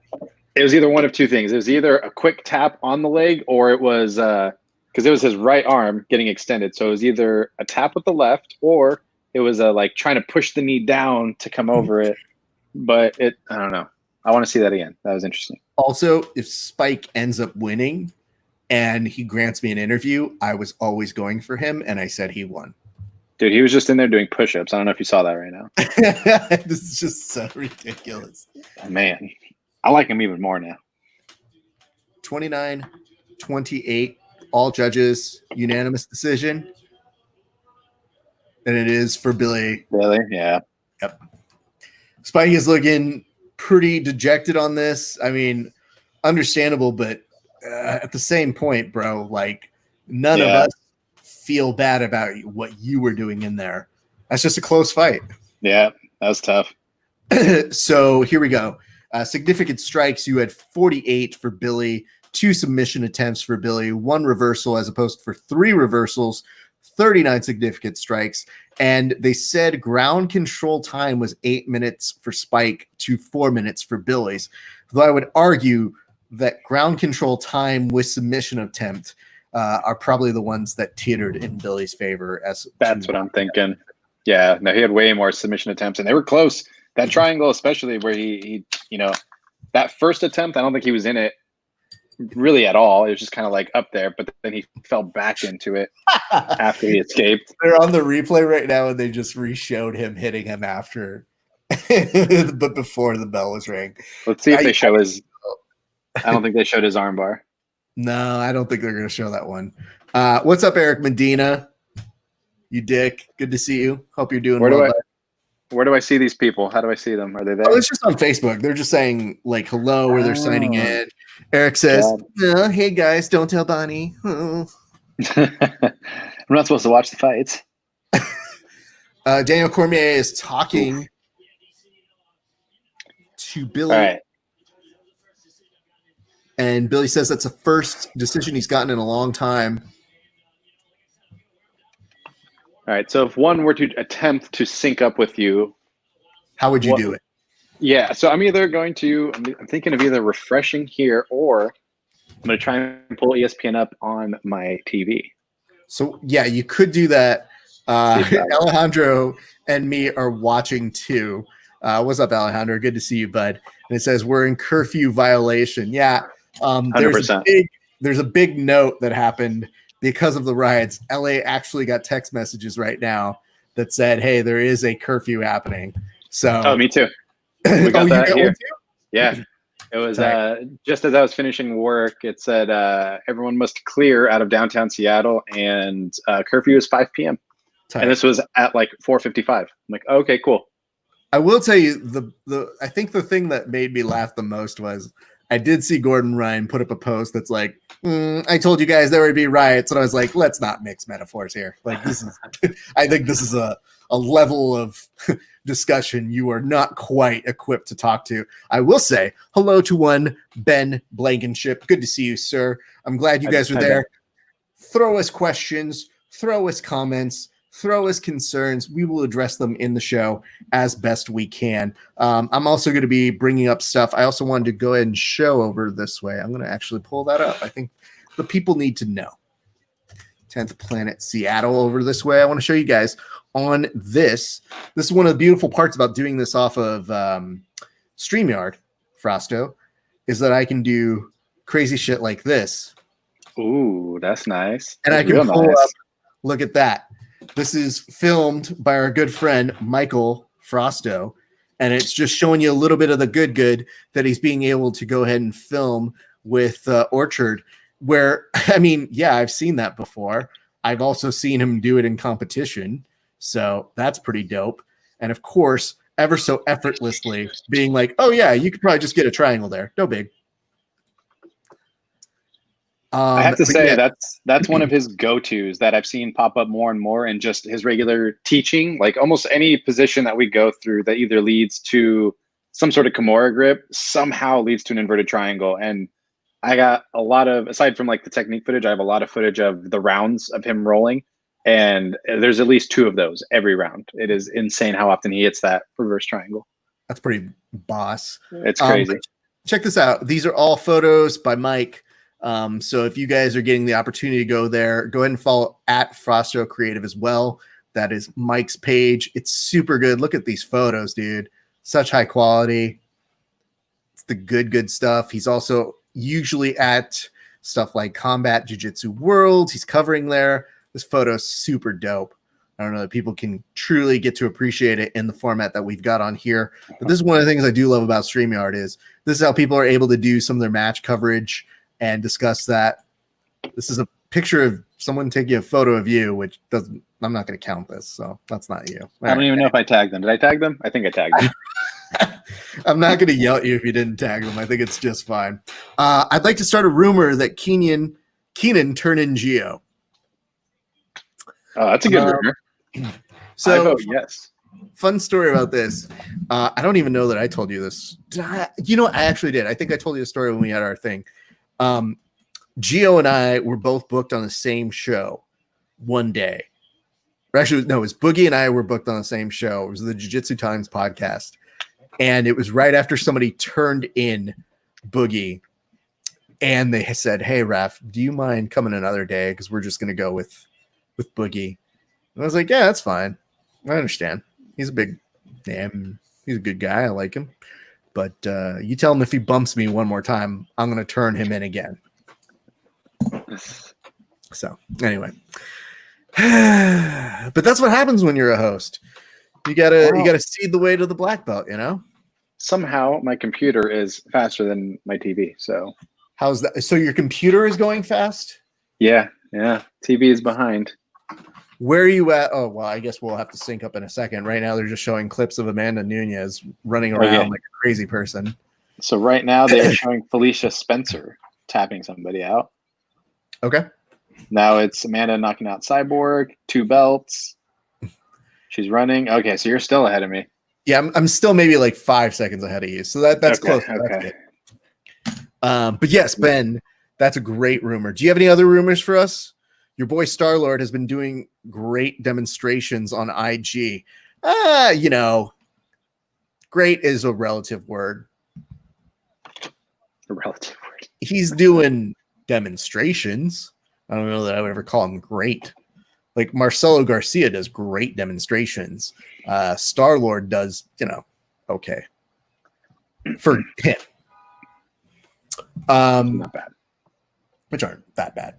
I'm trying to think of what other stuff I can show you and tell you, but this is one of the beautiful things about streaming. This is how people do match demonstrations, and they like join on a broadcast and they'll break them down. It's a little bit different than the eCam that I use, so I've been enjoying using this as like a side version of doing live broadcasts since the pandemic. Are you using your webcam, or did you get a new webcam? I have that 3 webcam setup that doesn't work for this one. Okay. But this is the 1080 one. It says slightly above par. Par implies that, you know, when you're on a golf course, you do something that's average. I'm still trying to figure that out. I wanted to, not for this one, but I still want to figure out how to use my my camera, my mirrorless, to stream on. It's doable because it's the exact same setup that Luke Thomas has. So fun story. What you need is the 4K Streamlink adapter. And if you have that, it'll work, I think, on other programs, but specifically for like my eCam that I use that I know I talk about all the time. I love it.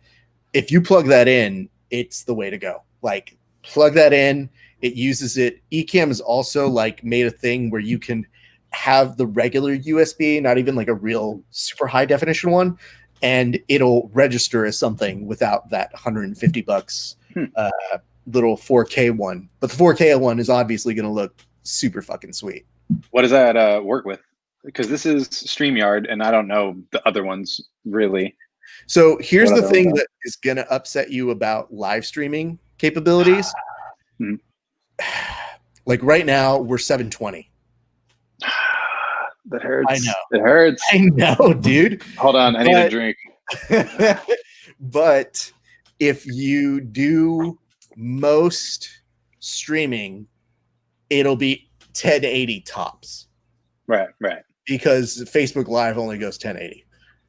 Which is totally fine. Because even if you have something that's outputting 4K, the downres from 4K to 1080 still looks almost exactly like crystal. So I'm okay. But I've been pretty good, like all things considered, like this cam for what I do works fine. But yeah, I think more along the lines for what you do, I would go some version, you know, OBS, eCam, something like that, and go from there. It says not to play down our current situation, but I say when this is all over, we riot for Ryan Hall to get a few fights.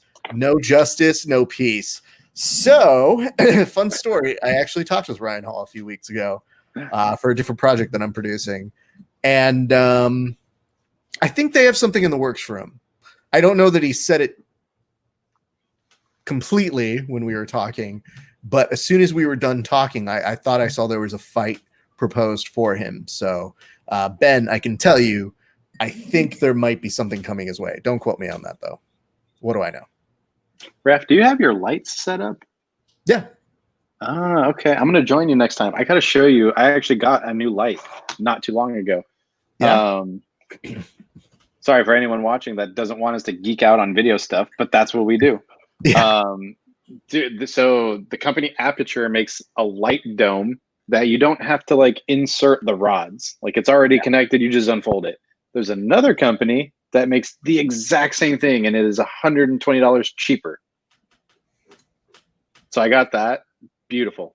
Best investment ever. That thing is so Honestly, simple. I've seen some of these light fixture things because my lights obviously are on, but like I've seen some that are so dope that like that I look at and I go, oh, that would be nice for portable use. Like if you're going somewhere or you do stuff like what I'm doing.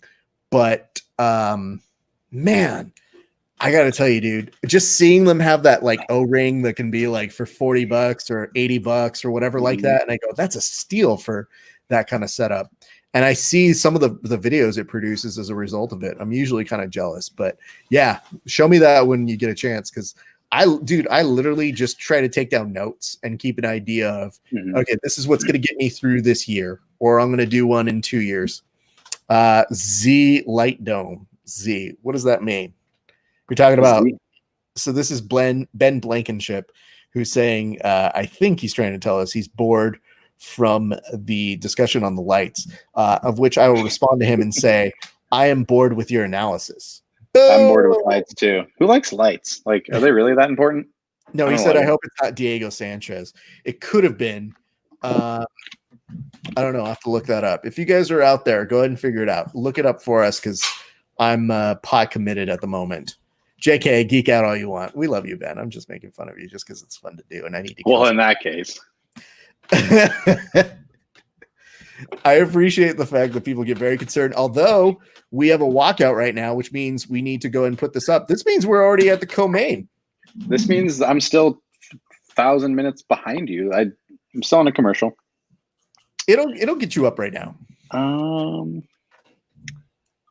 Okay. Well, now computer froze, TV working. Okay. I got Blagoy that's being checked in right now. Where are you at with it? I'm right now. He's in the octagon and he's feeling himself. So okay, maybe this about one started again. Ish seconds again ahead of you. Right now it's on Augusto Sakai. Okay. Okay, so yeah, they're doing the tail of the tape right at this second. So you'll probably see that in probably 13 seconds, if I'm guessing. Yep, still behind. Okay. Oh well. Just gonna have to deal with it. TV. Do you want me to pause it? Because I'll pause it. Oh, that's doable. Let's try it. Yeah, it's fine. I'll do that. I don't mind. I'm still on tail of the tape. So here's what I'm gonna wait for. Okay. I'm gonna do right when they put Augusto's name and a close-up of him as they're making the fight announcement. So I've got it on pause. I'm pretty sure you'll be able to tell me when you're up. And go. Okay. He's got his arms stretched out. He's raising them towards the ceiling. Yep. Cool. Golden. And that is ingenuity, kids. Yes. You work around your obstacles that are being thrown around you. Yeah, he's flexing. By the way, are you working the overtime, the jiu-jitsu overtime one? I am not sure yet. I talked to Manny and he said possibly, but he's not even sure how he's going to do it. He's the main producer for that. So he's still trying to figure that out right now. They're trying to do a lot. So actually I'm doing a lot of back end stuff for them right now. Manny's taking a lot of the OT stuff. He's wanting to put, or Vic is wanting to put together a MMA card out in Mexico. So I'm doing some graphic work for that right now, but they don't stop working, man, no matter what. Master Vic's here, man. Listen, we all want content to be brought up right now, and Dana White can't be the only guy producing shows. So if it means going to Mexico, go to Mexico. Right. Everything's open over there. They got tacos. The tacos are not shut down because of the coronavirus. All right, co-main event. I'm at 455. Where are you at? Oh, I'm ahead of you. Wow, I'll fix that. 44, 43, 42. All right, I'm going to stop at 30, and you tell me when it hits 30. I'm 440 right now. I'm stopping now at 30. Okay. 3, 2, 1, play, go. Done. All right, now we're at the exact same moments in the fight as both Ivanov and Sakai. Sakai. I want to call him Saki, but we'll do what we do. And the Loki two is a dope name. around. Sakai is a very interesting name. Sakai sounds like a weird jiu-jitsu event that is like the rival to Kasai, but just for dyslexics. That should be. I think we could start that. I know the owner of Kasai would be really pissed at me if I did. So be like, you actually can't start on your feet. You have to start inverted. And you have to work out of it from there. Yo, I would tell you this right now. You'd see Junior Ocasio would probably be like, I'm into it. Like literally every one of the 145ers would be like, game in. Wouldn't that be some shit if you just started inverted with like almost like 50-50, like your feet are just in between each other and you just start upside down? It's like, all right, go. I mean, listen, bro, that's the one reason why I was asking about jiu-jitsu overtime is because I feel like we're at a game show element with it. I feel like that's the one that I think of all the things that Eddie and Vic have put together, I'm the most insulted they have not asked me to host because that shit is literally the Price is Right of jiu-jitsu. Maybe they're waiting for the right one. There's going to be one that's even better. It's going to be just all positions starting 50-50. If we get to a jiu-jitsu obstacle course and they still don't call me, I'm just going to know it's vengeful and spiteful. It's going to be you have to get through the obstacle course with specific movements. So you can only Granby through the barbed wire. Let me see. Oh, God, that's really funny. I'll read this to you, and I think you're going to you'll fucking laugh your ass off at this proposition. Ooh, Blagoy.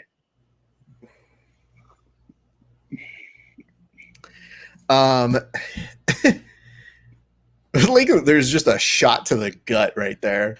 Like anytime I see some of the bigger guys hit in the stomach where there's not like perfect abs, I'm always like, that's hurtful.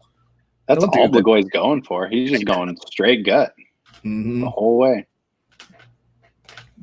What's the story with Blagoy again? He's like been stabbed or shot like 4 times. He has some crazy backstory, right? I think the one is the stabbing. Yes. Yeah. I'm like, that's insane. I don't know, man. I always think like if somebody stabbed me, I think I'd be done. Like I think that'd be a wrap for Raph. First of all, I don't know why, but his name Blagoy is just very uneasy. It's nerve-wracking. Blagoy is the only kind of name you get that assures you will be in a mafia at some point. And if I heard the name and didn't see the mafia boss and then I saw him and be like, that makes sense. Yeah. That's him. Yep. This is from Ben again. It says, hear me out. Overtime starts with Dizzy Izzy, 60 seconds for both competitors. With what? Dizzy Izzy? Dizzy Izzy. What is Dizzy Izzy? Like you spin around? Okay. I think Dizzy Izzy might be what you're saying there, but the reason why I'm being cautious is you're 10P for L, and it might actually be a position that's like Eddie's like, Dizzy Izzy is when you read about 10th Planet and Flat Earth, and then your mind is blown, and then that's it. That's all you can do. And then you have to determine what's real and what's not. Like, we were talking about this with Dan, and I said, what a great moment for a stand down for all 10th Planet folks to, 1, either be rooting for Elon Musk, or 2, root for Elon Musk, but then see photos of a circular Earth. And just be bummed. Oh, he's talking about a baseball bat. So, yeah, no, I get that. Okay, got it. This is a drunk frat game version of it. Dude, how weird is it to see someone's back be bleeding? Right? Is it coming from our boy Sakai? Sakai? I think, yeah, that one actually is coming from the other one. Ooh, nice shot. Good shot on the hour, though. Yeah. This is the note that someone sent on the Grappling Hour. And the reason why I said you'll enjoy it is because think about it. Thinking. This is from one of the folks over at, I believe this is Third Coast Grappling, their commentator, a.k.a. me for them. And he says, I say we put you against another BJJ podcaster, 200 plus at the next Third Coast Grappling. First of all, 200 plus is hurtful. What say you, Ryan? And that goes to the host and owner of Third Coast Grappling. Should have the inverse games and have the announcers grapple and the athletes commentate. That's funny. Then just do a full show like that. Yeah, that's good. That's a good idea. Right. Yeah, the funny part about that is I'm like, bro, I'm not interested in the least, but I can tell you what I am interested. I'll take your job. I'll do the commentary for Third Coast Grappling because I'm pretty sure I could do that better. But yeah, thank you, but not interested. Plus, like, look at the other BJJ podcasters. Like, not exciting. None of them. Not exciting. Like, look at all of the other people who do what I do. It's super boring. I've told people, I'm like, the best part about that is imagine losing viewers. Like, we would be a negative rating. Maybe, but also that could be the new thing. You know what I mean? I think it would be a hit. I think it would just be, and it could almost we can add the WWE portion where you just instantly pull turtle, and we just sit there. And it's one of those things where the guy is trying to break into your turtle. He ends up complaining to the ref. You break out of your shell. You double leg him, right? Mm-hmm. And then it's just this whole theme. I like it. Yeah, I mean, the hard part about that is I've already got people for the WWE stuff that are like, I want a shot at the title. And I'm always like, you do realize, like, it's a giant joke. Like, it's a giant fun thing that we do. And they're like, I want a real shot at it. And I'm like, oh, that could be a legit real thing. If you did like a full-on WWE BJJ. That's fine. But the people who are aware of how to do them is very small and slim. Like, no one will make me laugh harder than Keith being booked to lose and then being like, hey, why do I have to lose? And you're being like, because it's what we have to do. It's how the thing works. I get the feeling he wouldn't show up just to prevent the L. Like, nope, not getting no L's on my record. But I will say, the minute I was like, hey, you get to beat Milton, he was like, oh, okay. I'm in. Yep. Yeah, I'll do that. Can't argue with that. 3:24 left to go on my clock right now as the two of them circle toward each other. And I have to say, this has been a tepid fight. Not to say that they're not trying. Not to say that they're not putting out a lot of punching chance here. Yeah, it's pretty even. Do you have anybody pulling ahead in your scorecard so far? No, it's pretty even. I mean, Blagoy is pretty much sticking with strikes or with the hands. Sakai's the only one's really throwing kicks. So, I mean, I guess if you added those two, you might be scoring a bit more. I mean, this round's definitely going to Sakai. The first round, I think, was pretty much stalemate. Neither of them really threw too much. Yeah, Sakai's doing more now. Sakai definitely has the foreign version of the Sublime tattoo. Oh, across his shoulders? Mm-hmm. What does that even say? Does it say anything? Is it in English? I can't see it yet. We had to wait on one of the fights earlier tonight until they got into the back room to see what it was. I kid you not. One of the fighters earlier tonight had 2 thumbs up. Oh, I saw that. Did you see that? Okay. Jamal Hill. Yes, Jamal Hill is with the 2 thumbs up that looks like it was written on a cocktail napkin. It didn't even look like hands. It looked like oven mitts with like little baby thumbs sticking out of them. It was really weird. You couldn't even see fingers. Look at this. I appreciate that too. Ben Blankenship, I look forward to your podcast every week. I pretty much consume 6 to 8 podcasts. Verbal Tap and Grappling Hour bring me a small spot of joy in this dark world today. Thanks, brother. Have a great evening. I'm out. That's very nice of you. I appreciate that. My boy Ben. That sounds like Ben. Yeah, that's very nice. We have a lot of great fans who send in very nice notes and have continued to send in gyms that we can feature on our Save Jiu-Jitsu Gyms series. So we've been very appreciative on that. That's something that we were trying to do that is nice for now. And then in a few months, once COVID's done, we can return to being assholes because that's way more fun. I mean, that's true. Trying to like keeps the world go round. Well, the hard part is when people are like, you're being really nice right now. It's like, right now, give me a couple months and we'll see what you say. Yeah. Let me see what we've got over here. 55 seconds left to go on this one. I mean, here's the nice part about it is like normally you see one of the two bigger guys start to get so exhausted they don't want to fight anymore, but I feel like they're at about the exact same level of output. Yeah, it's been a consistent pace. Like they're staying pretty persistent throughout it all. Yeah. Blagoy's on top now. I don't think he's gonna do anything though. I think he's gonna hold. No, he doesn't. He's like, he's like the only reason he's staying on top is he goes, "Please don't stand us up. I really would like this break." If you can imagine how he's thinking in his head right now, what would it sound like? Blagoy tired. Oh, I don't want to get up again. Please, Blagoy needs this rest right now. Yeah, Sakai's just gonna kind of kick it here. Doreen McLean asks, "So what's everyone drinking while we watch?" Frosto, go ahead and pull your drink out again. So I got the Battlestar IPA from Crux, which is in Bend, Oregon. Never tried this one, but it's good. Have the Sabra. Dude, I got to get that one. I want to try that. Is that strictly from what was it called? I forget. So I feel bad. It's out from Tarantula Hill Brewing Company, and it is out in Thousand Oaks, California. So it's local enough that next time you come out here, I'm sure we can arrange something. Like it's good. It's just funny that like whenever somebody says, "Oh, it's at a random spot in California," you always go, "Oh, it's probably out east. I can't go there. It's out in Riverside." This one's like Thousand Oaks, and it's like, dude, I forget what beer it was, but 8-Bit Brewing Company, which I think is in Temecula or Murrieta. Dude, there was one in particular, and I'm forgetting the name. Milton told me about it. That was one of my favorites, and I remember it was a limited time one, and they haven't made it since or brought it back. But man, that's a good brewery. I had a couple from there. 8-Bit Brewing. I like their designs because it's all old school. Their designs are so good. I can't tell you like how many of those beers I got just because I loved their packaging.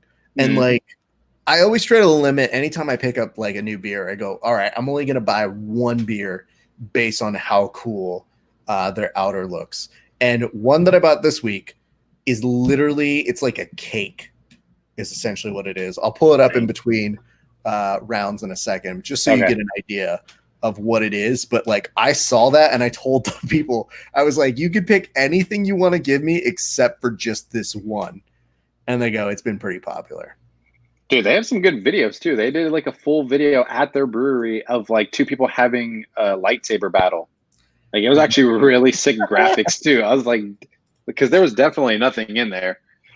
But they straight up edited in some lightsabers. I'm like, that is pretty slick. Pretty slick indeed.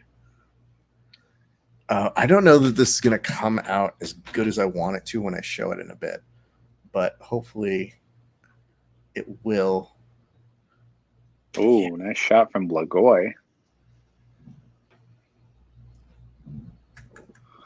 I mean, if I had to score it, I guess it's even right now. I think going into the third. They're split 1-1 on your vote right now? I think only because the first round didn't really have much action. That could have gone either way. I didn't see Sakai or Blagoy doing much, but second round Sakai for sure. Nice. Nice knee though by Sakai. Yeah. It's kind of weird because I feel like Ivanov kind of looks like a more different version of like a Daniel Cormier from a different country. Without the superior wrestling. Well, I think that goes for sure. But, you know, it's like one of those fights where Daniel Cormier wants to show he's got the striking, though. He's kind of like, you know, on this one, I'm not going to go and try and take the guy down. But I could. But nah, too easy. Too easy. Do you, if Daniel Cormier is going to fight Stipe, do you feel that both of them should retire after that fight? Daniel, yeah. DC for sure, because he'd already been talking about it. And the only reason he would come back is for Stipe. Or I mean, like right now, because he's already passed his deadline, which was his birthday. Right. Stipe, I don't know. I don't necessarily want him to retire, but he just doesn't fight often. And especially for being the champ, like I feel like not you have to fight all the time, but I mean, when was his last fight? Like when his last fight was DC, right? Yep. The rematch. Yeah, I mean, that was a long time ago. weird because I think you mentioned it's been a long time since he's fought, but even though he, granted, is a firefighter and a first responder, and I totally get that he's got other shit to do. And I like that he's pretty strong in being like, hey, listen, I know Dana's in need of somebody, but he's not going to push me around because we got some other shit to take care of right now. So he can talk all the shit he wants to, but like, fuck off, dude. So I appreciate that way. But also, like, I got a buddy that's a firefighter out here, and he's still at the gym like 5 days a week. So it's like, I don't know. Well, I think what he was saying was he's like, it's just harder to get a full fight camp for something that really matters. Right. What I was going to follow that up with saying, though, is other than that, I don't know that I see him want to fight, which I think is a difference between an active fighter and somebody who goes, yeah, I guess I'll show up for another one. Like that to me for a champion is kind of like, man, I get where Dana is kind of pissy with him, but this is a weird time to get into a pissing match with somebody about that sort of thing. With which Jones is in a very heavy pissing match at the moment with all these tweets going back and forth and like the accusations of pricing. And dude, it's been hilarious. I love it.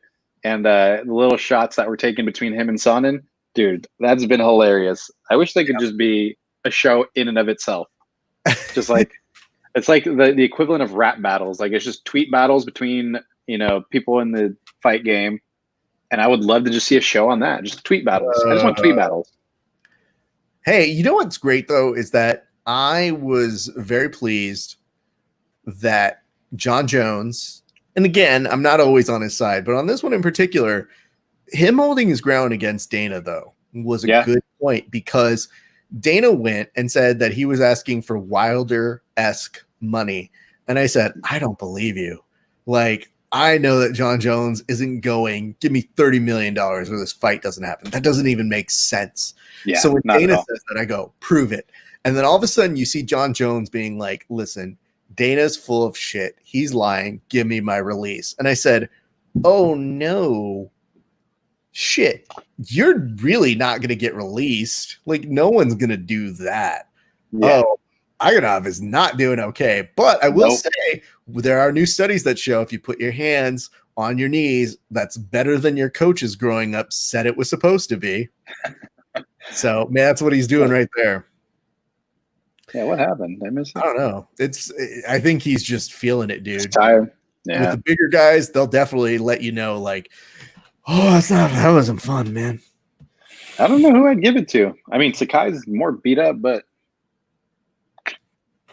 I don't know, man. It felt like Sakai was starting to pull ahead a little bit, but yeah, at this point, when it's big guys, it's a little bit harder to gauge. I want to show you what I'm looking at right here. Okay, so it's bottom far right here. Okay, bottom far right. It's Desert City. Okay, this way. This one to me, I was like, yeah, let me go ahead and do that one. It's 100% vegan and it's 10% ALC. And I was like, yeah, please give me that one there. Hold up. I want to know what makes a beer non-vegan. I have to know. Okay, what's the criteria of vegan beers? Well, if that becomes a thing, I will lose my shit, Raph. I will lose it. And I'm not against it. I just want to know why we have to deem it that. Well, let's think think about it logically, though. Okay. If you're tearing it apart, and again, I'm not the person who professes to know this sort of a thing. Maybe they put eggs in our beers, and I just never knew. But if you're looking at Desert City, and it already has that kind of a packaging on it, it makes you say, oh, maybe they have a good sense of humor about themselves. So that kind of makes sense. So if somebody says that it's vegan and I see that photo, I go, yeah, okay. I mean, what's on it? I can't actually tell what's on it. Oh, like the far side. What animal is that? Or is it an animal? It's just like a little, cake, kind of like almost like a banana kind of character. I'm sure I could just go grab it. I told them I was like, put one of those in my basket the other day. Yeah. And they said, sure, Raph, whatever, man. We are getting a winner right now. 30-27. What do we got? Oh, Sky praying over there. 29-28. Split decision. Wow. And from the Brazil. Wow. I'm definitely ahead of you now, Raph. I'm ahead of you. Yeah, no, I'll fix that in a second. Dang. I'm good with Interesting. that. Okay. Yeah, I'm not mad at it. Augusto Sakai. Got to pull out the old recovery tool because it's hurting right now. Are you okay? Oh, Which yeah. one is that? Did you get the So Right? Oh no, that one. Okay. The Hypervolt. I saw this week So Right now has the like massage little bendy thing. Oh, I didn't know that. It's just a bar, is all it is. It looks like a pull-up bar that you just go on it like that. Is it like? So I'm guessing. Okay, so it's not like the Theracane, like the little candy cane looking thing. No, because that one I like, but I love So Right so much that it's I feel it's rescued my back so much, and that I think is one of the things that has probably hurt my back the most in not training is that I don't use that as much. So I'm gonna shout out this guy real quick. I'm gonna find him, and I mean I'm not gonna fully back it yet because I don't know. But the guy I was telling you that's gonna do some body work for me. I just had one conversation on the phone with him, and it was really, really interesting. So this is his thing, the jiu-jitsu therapist, which already I know that guy for it. Yeah. Stefan. So he's the one that's going to help me out, but he asked me a lot of questions just as to like what was happening, what I was feeling and stuff like that. And I was describing him like the progress of it all because it didn't come from like a specific thing in training. It was just more of like, we were doing a lot of backgrounds. So we were just, starting on the back and for like a week straight, that's all we did. And so it was a lot of, cross face and just like torque on the neck. And, but it wasn't like one specific moment where I felt like, oh, that tweaked something. It was just at the end of it, a little sore and it kept getting worse. So we started asking questions about it. And he's like, okay, well, I feel like there's a lot of tension in your front. He's like, I feel like your pec and all this stuff are probably like pretty tight. He's like, you may have a rib out of place. And then he like went further. Yeah. I was like, okay, cool. And then he went further down that and he was like, okay, this is going to sound like a weird question, but have you injured your right ankle? And I was like, yeah, but like a long time ago. I was like, I've had it popped from like, from a leg lock and rolled it a couple times here and there, but not like a, break or anything like that. And he's like, okay. He's like, I know it's going to sound weird. He's like, but the pain you're dealing with may be tied to your right ankle. So just like keep an eye on it, give it some love, like take care of it. I'm like, okay, you might know some shit. I don't know, but that was interesting. So that's really weird that they would narrow it down and be like, ha, fool you, it was your ankle the whole time. Dude, if it is, I'm going to be so mad. The one thing I'm like avoiding, like I literally roll out everything every day. And if he's like, oh yeah, you just had to ice and roll out your foot, I'm going to be like, what? 2 months of nothing? Man, I'll be so mad. Well, as someone who speaks a little bit older than you are, you will be surprised of the things that people will tell you on occasion. You go, yeah, so it's that, and I'm not supposed to do this? Cool. Pulled a hammy grabbing a beer out of the fridge. Oh, I mean, the worst part is like, I think you're similar in this respect, but whenever somebody tells you have free time, your first thought is, well, I want to go train. So when you don't get to train, you go, what am I supposed to do with this free time again? Like, I know I have other stuff, but like, that's what I want to do. Yeah. So that's what I've been trying to figure out here. And so it's been weird, right? Because I came out here for the, I don't want to say benefit, but I came out here for the gym essentially to, get that up and running real quick. When I first moved out, we were still building it. So we did all that stuff. But now it's like, okay, well, we can't really open up. We can still train, kind of. We have, the underground training that we're doing right now. But as far as me personally coming out here to try and, get some finances with it, is not a thing. So I'm actually going to be trying to like put together some gear and just put together like the e-commerce side of things for Seattle. So I'm literally going to actually plug and copy Shop Nogi from Casey Halstead in Vegas. And I already told him, I was like, dude, I'm going to copy you like straight up. He's like, okay, cool. I was like, dope. All right. So yeah, I'm just trying to, I think we're all trying to figure out ways to go about it. But for me, I was just like, okay, well, I can't do this one thing. that I'm pretty much here for. So let me see if I can still utilize it and just take it a different direction. So I did a photo shoot the other day with all the gear we have right now, and I'm going to try and clear that out to get some new gear. So we'll see how that goes. Yeah, I mean, it's like everybody just tries to come up with as many creative possibilities as they can, and I think that's the good thing. It's difficult to sit here and just go like, here's the answer, because a lot of times, you know, you sit there and you go, I don't know, you just got to do it and see what people's response is. And I think that's been the fascinating part about doing all these interviews and talking with all these people who have different gyms is like, they'll tell you what they're trying to do. And then all of a sudden they'll tell you, I hate that I have to be online now. And you go, good, be online. I guarantee you it's going to help you in the future. For you guys being online for a shop like that, I just the way that the gym looks and that you're shooting it, it has a very inviting vibe. Like every time I see it, just the way that your camera is capturing just the technique videos, it looks like a place that you want to go visit and go see. I actually had Don Stoner. He's on the Submission Underground card tomorrow. And he was very funny in the middle of the interview. He goes, hey, man, if you ever come up this way, you got to come, like, stop by and do this. And at first I would normally be like, oh, I don't usually make my way out there.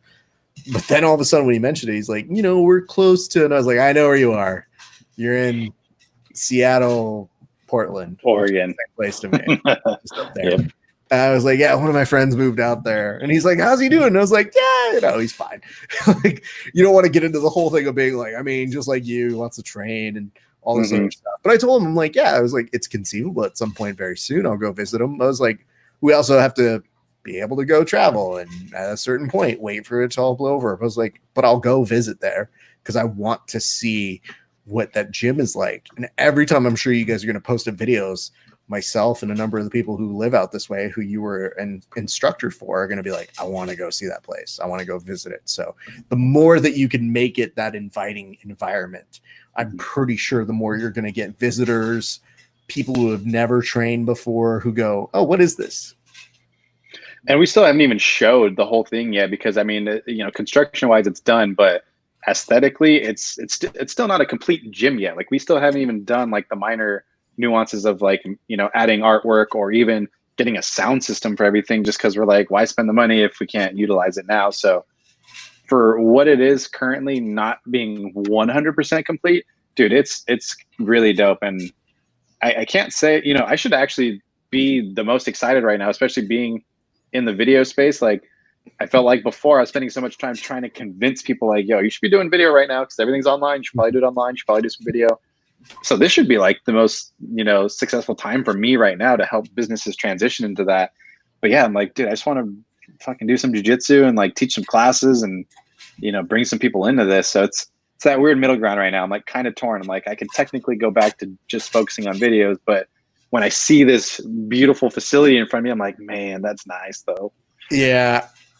Again, it's just a patience game, and it's easier when you're a little bit older and you just kind of know like, you'll be fine. Like just getting through, like people can't see past what this is because of what it is. And it feels like it's never ending, you know, especially when you feel like you go from COVID to release the murder hornets to cool. It's time to increase the racial biases. Like every day it feels like we're looking and seeing something there, but these things are cyclical. They happen all the time. And at the end of the day, people want to go back to training. So it's just kind of a matter of time. And then when it happens, everybody's going to want to go there. I have found that most of the people who are intriguingly in the same spot, and I'm talking about people who are way more into their careers than even you and me, are just kind of like, I feel like I need to be more. I need to do more. I need to absolutely go out there and do more. And I was like, yeah, but they make so much money than we do. And yet they feel the same spot we are. It doesn't matter if you're there or not. It's just everybody has that same vibe of, I just want to go back. Somebody asked on our Periscope, they said, will the fights be streamed here? No, this is a fight companion. If you read the description, it says that we are watching it as opposed to showing it. So if you want to go ahead and stick around and you want to hear some results, that's perfectly fine. If you want to go somewhere else, I won't hate you. It's just you're going to go to a lesser show, and you admit that. Yeah, I don't recommend it. It's fine. It's very funny because, again, people will use their different stream services. We had somebody who was trying to advertise earlier to show on their page. And I'm like, bro, don't show this one. Show next week's. Like, next week is the pay-per-view. That's the one that people need the illegal streams from. So. Yeah, that's the important one. That's the one that matters. But at the same point, I'm like, what's that? Amanda Nunes next week. Oh, okay. Forgot about that. Okay. That's right. They were just showing the previews. Yeah, the one where she's running around like a mad woman with her 2 belts, which awesome. It's just we have a usual recurring segment on our show, which is how much would you pay for this pay-per-view? And I got to tell you, Dan Hubler was way more into those odds for that bet than I was, because I looked at that card and I was like, I don't know that I would pay $65 if I didn't have to. There's been a lot of good cards where I'm still like, I don't know if I want to pay, just because, yeah, they're not bad cards, but it's just, I don't know. Yeah. Hate to say I'm not like a supporter, but. I mean, I don't know how to tell this to certain organizations, but I almost feel like it's the breakup kind of conversation that you have. It's like, it's not you, it's me. And also it's COVID, if we're being honest. I just don't. It's a lot of money, and it took COVID for me to actually get ESPN Plus.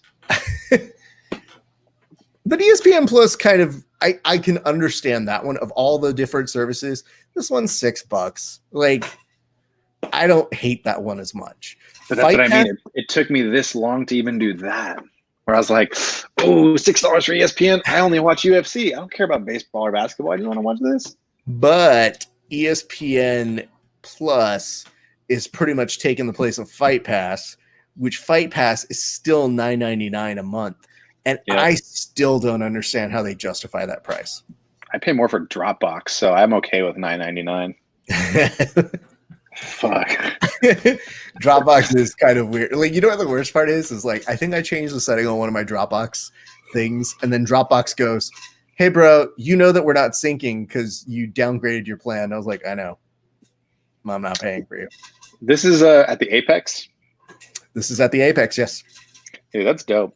That's one thing. I mean, we talked about this before too. It's just like, eventually, I mean, I don't know how far into the future, but I would still like to have a facility that is like my gym, my video studio, my photo studio, my, whatever it can be, but just a full playground just to do whatever, man. Yeah, it's really hard to explain to people. It's like, what is this for? Especially to entertainment people. I'm like, well, I need a studio. And they're like, totally. And I go, that also has a gym.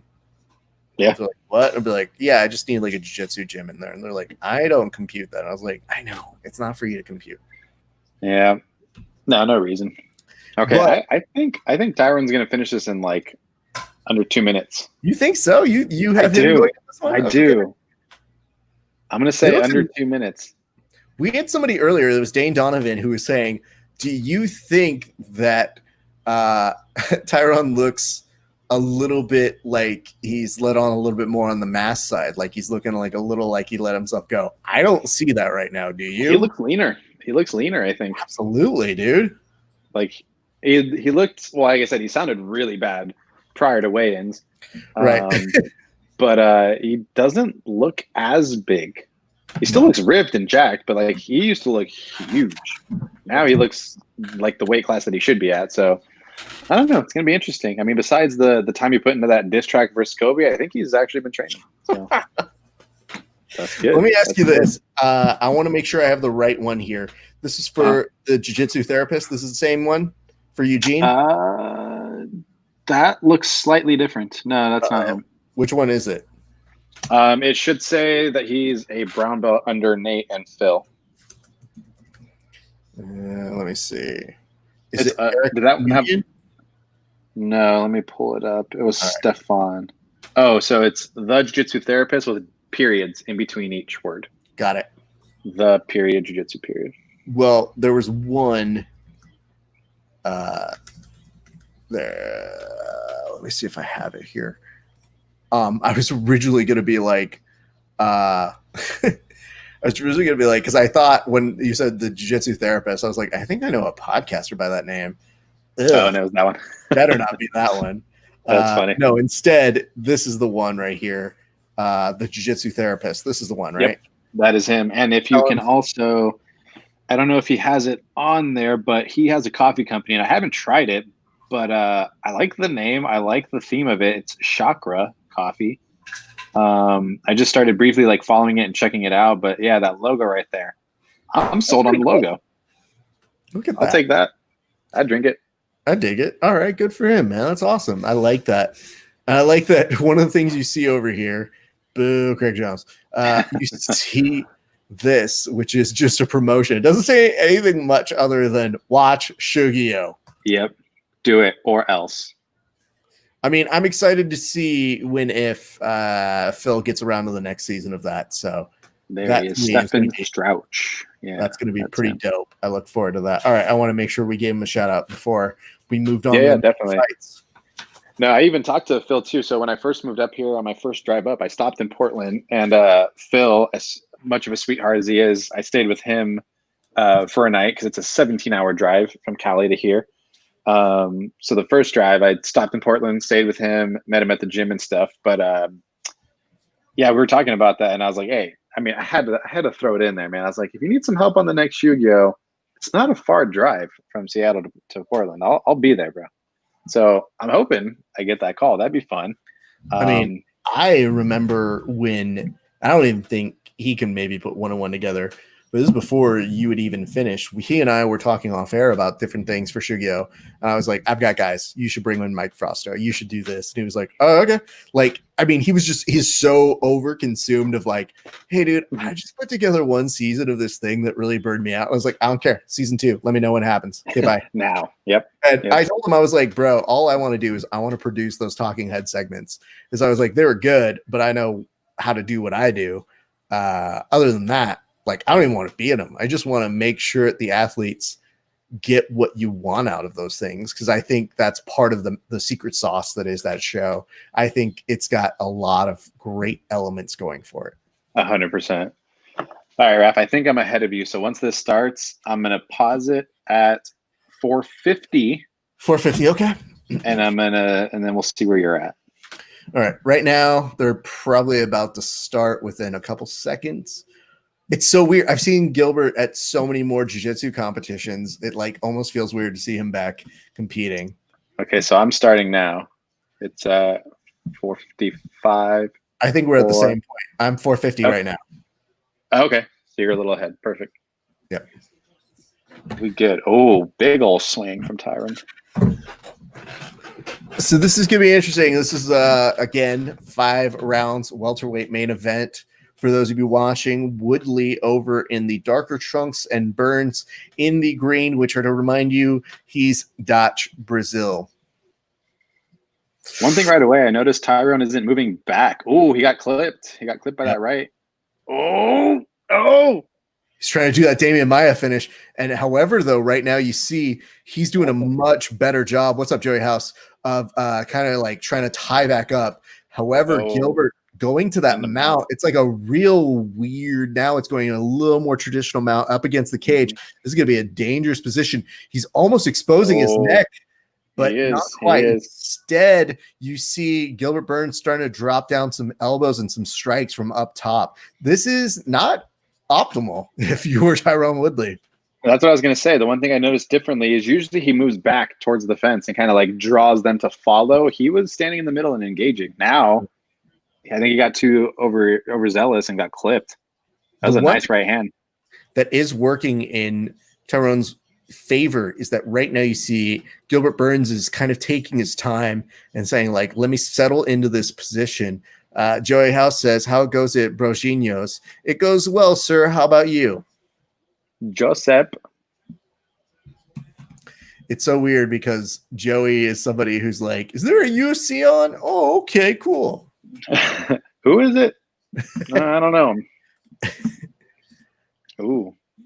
Yeah, Tyron's going to try and flex and bust out of here. That's not going to happen. Already some blood over on the side. This is an interesting place. Like, I always feel like if I put double unders from underneath in mount, I always feel like that's bad news from my life. Dude, 2.5 left, man. A lot of time to work. And especially, I don't see Tyron actually getting out. I think it'll finish here. But what can Gilbert do? It says, I'm just here. Oh no, he put here as in here to hang with my friends. However, he did catch himself. But we take your first one, not your second. Appreciate you, Joey. Appreciate you being here as well. Yeah, I don't know. I don't know 100% that I see this finishing in this position, honestly. I feel like he's going to kind of smother him out and just try to impose some damage while he's got the upper position. Oh, working his way up towards those arms. I feel like it's a good position to be by the fence when you're in mount, but only for control. Oh no! Ooh. Oh, almost had that triangle transition. Whew. However, if you're Gilbert Burns, you feel a little bit of confidence as you see that little stance of his right there. I'm like, oh, you would not look like that at the beginning of the fight, my friend. Nope, not at all. Now Tyron's kind of drawing him back towards that fence, so maybe he'll have that counter. But that is the bulk of Tyron's like game, is to try and push you up against the fence and just kind of work from there and just grind. Ooh, where's that cut at? Is it over the eye and the side of the eye? I believe it is over the eye. Man, that was a good right hand from Gilbert. And it was weird because watching that Damian Maia fight, it didn't look that good. Like, I agree. It looked very awkward. This looks way sharper. That's interesting. I think it's kind of interesting. Tyron went for like a body shot right there where Gilbert connected with the chin. So it's already like, all right, dude, eyes on the prize here. You're going to see a little more of an aggressive leg kick by Tyron Woodley. Gets blocked a little bit by Burns, who now looks like he's trying to back him up against the cage. Again, this is one of those ones where you feel like when you're Gilbert Burns and you say, all right, you're going to get Tyron Woodley. And you go, what era? 2020. Oh, yeah, definitely. I think this looks good for my vibe right now. If you were to get him maybe 3-4 years ago, I'm not sure he would be ready for that. Well, the big thing they were talking about that I think most people forget, because I forgot, because you look at him and you're like, oh, there's no way. Tyron's 38 years old. That is insane. Yeah. I'm like, dude, looks exactly the same. There's nothing different about him. You're like, what? And then how old's Gilbert? He's like 31, 32, or maybe a little bit older. Yeah. He's still in that realm of being there. And the thing I like about Gilbert too, just from a jiu-jitsu sense, is that he is always competing at gi and no gi events. That does look like a pretty good gap coming on over. Jesus. No, that's a big cut. Don't let it finish because of that. No, I don't think it will. It's definitely in the bad spot, but it's not bleeding a lot. I'm glad that you called it the bad spot, like a kid coming to their mom and being like, he hit me in the bad spot. Not supposed to go there. Oh, that's rough. That's rough. Okay. You've been a corner man and a fighter. What are you telling Tyron Woodley at this moment in the corner? If I'm there, I mean, at this point, I don't think he can be patient anymore. I think he was trying to be patient to like wait for his shot. I think he needs to push a little bit more and just manage that distance. I mean, he's trying to time it. Yeah, Gilbert slipped that right hand clean. Oof. And the follow-up, though, follow-up is so persistent. And that's what assured that kind of like he was already kind of falling down with his balance loss, but that other follow-up is what made sure that he was like, fuck, dude, I may not get up for a few minutes. That one actually hurt me more in that slow-mo replay. Gilbert kicked the elbow. I was like, oh. That's I'd rather have the cut over my eye than kick an elbow like that. Agree. That's nasty. All right. Woodley. Yeah, he's coming out more aggressive now. Throw a little bit of a combination, and you see Gilbert being like, nah, bro. What's up, Pete? Good to see you, bro. Good to see you joining us. I hope you're enjoying the fights this evening. Nice read. Oh, by Woodley there. What's your time, Raf? You know that I'm ahead of you. Oh, again. Yeah, but I'm only like a couple seconds ahead of you, so you'll live. Yeah, that's true. To everybody watching right now, thank you so much for joining us. We've got a lively fight after a first round that saw Gilbert Burns making the most out of a very, very controlled mount after an awesome right hand. You are seeing Woodley come way, way more calculated into a second round. 4:07 left to go on my clock.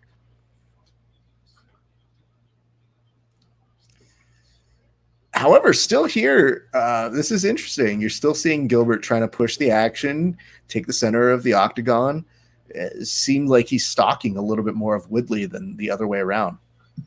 Yeah, he started pushing. Tyron started pushing the pace more in that start. But like I said, most of his game is just kind of drawing him back, letting him press forward, and then throwing that right. So I'm wondering if he's going to gauge his cardio for that. Now he's slowing down a bit, not in a bad way, but more to just kind of manage himself. Okay. But dude, Gilbert looks good, man. I'm surprised. I mean, there are those times when sometimes it's a mix of your age, right time, right place. You just kind of come into your own, and that's what it feels like with Gilbert right now. It feels like he is at a point where he might be hitting that nice stride of his athletic career. Now, let's say, hypothetically, Gilbert wins, goes for the title. Let's just go long shot. Let's say he wins the title. Okay. Would he be the first guy to come from a pure jiu-jitsu background to win a title? Would you consider BJ Penn? I don't know if did he start with just BJJ, or was he kind of already semi-mixing it up at the same time? I felt like he was BJJ first. Like, okay, that's fair. I don't know that they were calling him a karate prodigy. Well, I know he was like primarily a big boxer. Yeah, I mean, they definitely talked about his hands, but I feel like he was jiu-jitsu first. We have a nice note from OV Films. Hello, Octavio. Thank you for hey, fool. I miss you, dog. No, fool, like, I miss you too, but, like, where are you talking to me from, bro? Like, are you in my house? I'm going to be real. I didn't think at any point during this fight Gilbert would actually be able to take down Woodley. Oh, I did. I had a feeling. I didn't think he would be – damn. Like, I know his wrestling's good, but obviously Woodley's defensive wrestling is very good. But that timing was, man, on point.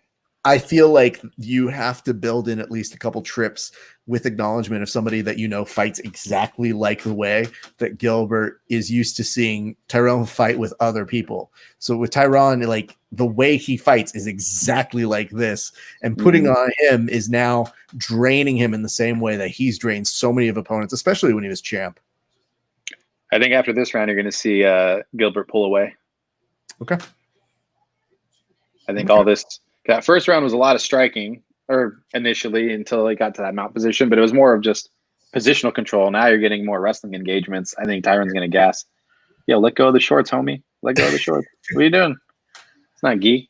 Zach Ritchie is asking, is the fight over? No, the fight is in the second round with 57 seconds left to go. Both gentlemen are standing up and trying to work some position on the cage. You are seeing the aggressor being Gilbert Burns. So that is it. I like JK at the end of what they're asking. Sorry, I just wanted to make sure you were informed. Thank you very much for your question. Zach, I appreciate it. That's why it's always funny when you want to make sure you're answering the question for whoever's talking, as long as they're not a bot asking you some dick move question. Oh, man. Yeah, I don't think Tyron expected Gilbert to be this strong.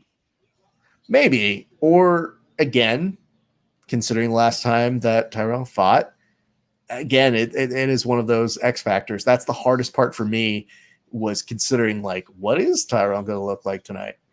Yeah. That was really it. I wasn't even betting against him. I was just kind of like, I don't know how he's going to look. And that always, as a person who likes to hedge bets and figure out, betting odds, I was like, I just don't know. I don't know what it is tonight.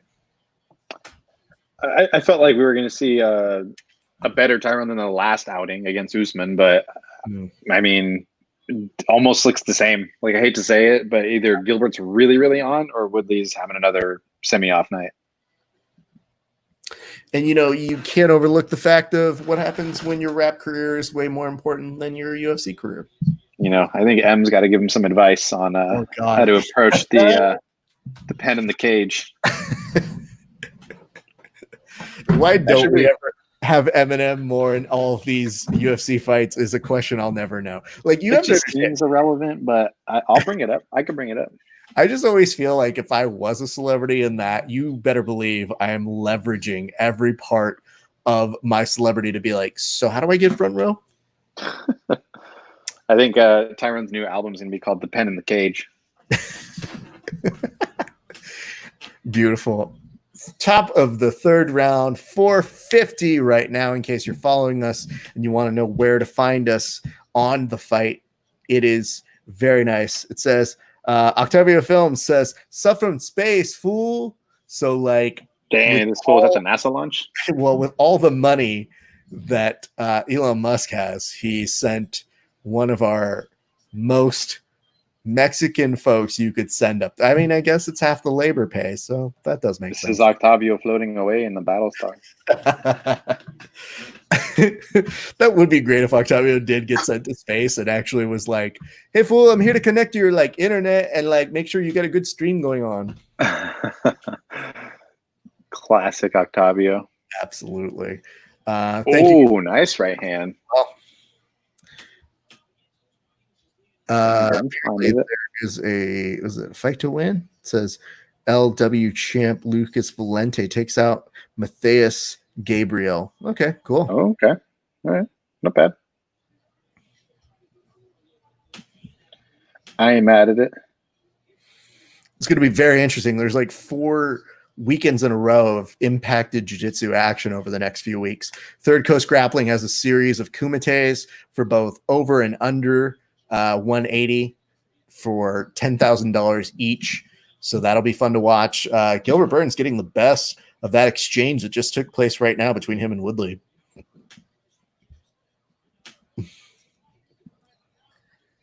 Oh my God. Octavio, we can only get 720 up here, fool. That's not enough. That's not enough. I'm not going to watch until it's 1080 at least. Nice kick by Gilbert Burns. Oof. 3 minutes left right now. If that connected, that would not be no good. Yeah, that right hand was close. Mm-hmm. Tyron's hesitating a little bit more now. Yeah, I think you are correct on that. It looked like for a split second he was going to punch his back, not even connect with him. Gilbert's looking way more relaxed, but I still would like to see him more tentative. Not get too overzealous, because I think Tyron's just waiting to launch that right hand.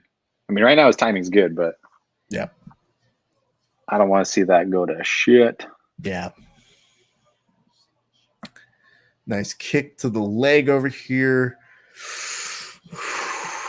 I'm going to have to talk to some of Gilbert's coaches. I mean, I know he's kind of out in that same area where Fight Science is with the folks out in Florida, but I would love to get a little bit more insight on how he's been able to make such good strides on his striking over the past few years.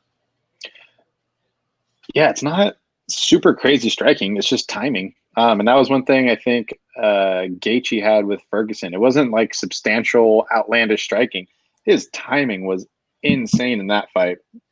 That's what I feel like Burns is showing right now. It's just a lot of good timing. I mean, the hard part with Gaethje is the perfect amount of crazy motherfucker to send in against anybody. That's why toward the end, when we started seeing him, I was like, dude, if he does beat Ferguson, then yeah, I guess I'm in that realm of, let's see how that goes against Khabib. I'm not saying it's going to win, but I want to see it. Ooh, Tyron's leg is hurt. Bad. Now, what is giving you that detail? Why are you able to tell that? That last low kick he hit, he took a step back, kind of pressed himself against the fence, gave Gilbert a nod, and then after that, he started. Gilbert immediately threw another right low kick, and he avoided that like the plague. I always feel like, again, now he's switching stances. Yeah, just because of the relative amount of grappling that I'm used to. Anytime someone kicks me, I always feel like, hold on, that's cheating. That's not allowed. punch me in the face, but do not kick me. That is not according to the rules, sir. I feel like in grappling, a good staple guard pass is equivalent to a leg kick in striking. I just always feel like it's the one that sneaks up on you where you're like, this doesn't, why? Full Charlie horse. Oh, yeah. See, he's avoiding those leg kicks. Yeah. Moving out of the way quick. Yeah, his movement's super limited now. He's pressed against the cage. He's just chilling now, waiting for that shot. It was earlier this evening. I want to go ahead and see if I got this in my notes somewhere. But earlier this evening, you had one. It was, Chris Gutierrez, who previously had finished a fight TKO of leg strikes, able to pull that off again here tonight against Vince Morales. And just the ability where the ref had to wave it off because he's like, bro, you can't walk on this. Like, I'd like to see you go through. You're not knocked out, but that leg is done. And at a certain point, he was kind of grabbing the fence to be like, oh, no. It's reminiscent of what I think you were pointing out with Woodley here, where it's like he's not quite at the I can't stand, but that significant change in stance is enough to say, like, hey, man, whatever your game plan is, it is being quickly changed on the fly for you. Yeah, now he's going to for sure be thinking less of offense and more just not get kicked, which is that's Burns is going to be taking over this round. This is the fourth, right? This is the fourth right now. Yeah, I think from here on out, Gilbert pulls away pretty heavily. I mean, that last round he did, but he was still pretty cautious, which you have to be, I think, with Tyron. But I think now he's going to be more aggressive. There's also a nice difference. He's not necessarily having like a 10-8 round. You know, Tyron is still in the fight. Just clearly Gilbert is starting to make that big of a case where you go, yeah, dude, I don't know how many other outs there are for Tyron Woodley other than, you know, getting a knockout or submission, but either of those look dimmer as we go along. Yeah. Oh, nice time. A little bit better though. Oh, nice overhand by Burns. I think it was a position of, okay, he's probably going to try and impose that pressure game against the cage right now. Let me go ahead and see what I can do with this elbow over to the head. And it didn't quite fully connect, but again, this is the wheelhouse of Woodley. This is what built him as a champion. Yeah, I was going to say, I feel like at this point, that's almost your only option is just to go with the takedown. But I feel like he has decent enough defense to hang in there. Yeah. To at least buy him some time to recover and maybe win a round on takedown and score a little bit of damage.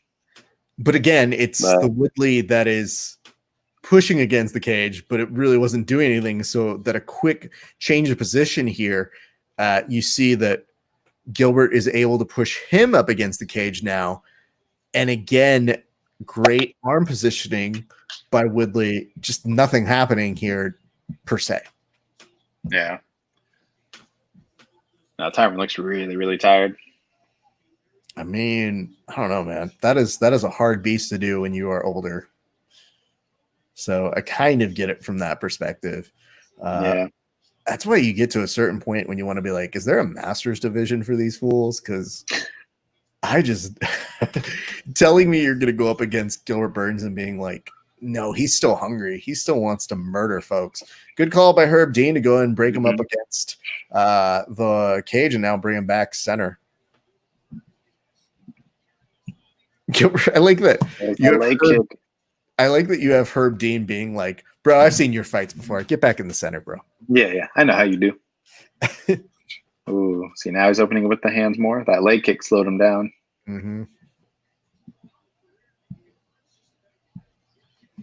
Oh, that's a little bit better. What round is it? Howard right now. Howard, it is the fourth round. There's 2:21 left to go. It is looking like a very, very solid performance by Gilbert Burns. Woodley is not necessarily out by anybody's accord, but if you're scoring, it's hard to find one round he has at all won. So just as an update, if you are not watching. So if Gilbert wins this, does this put him right in, I don't want to say in line, but is he next if he wins this? This is fascinating. Look at these strikes, and I'll answer your question after that. 33-35, versus 22-52 and 4-6. Howard B. Howard says, wow. Wow is correct.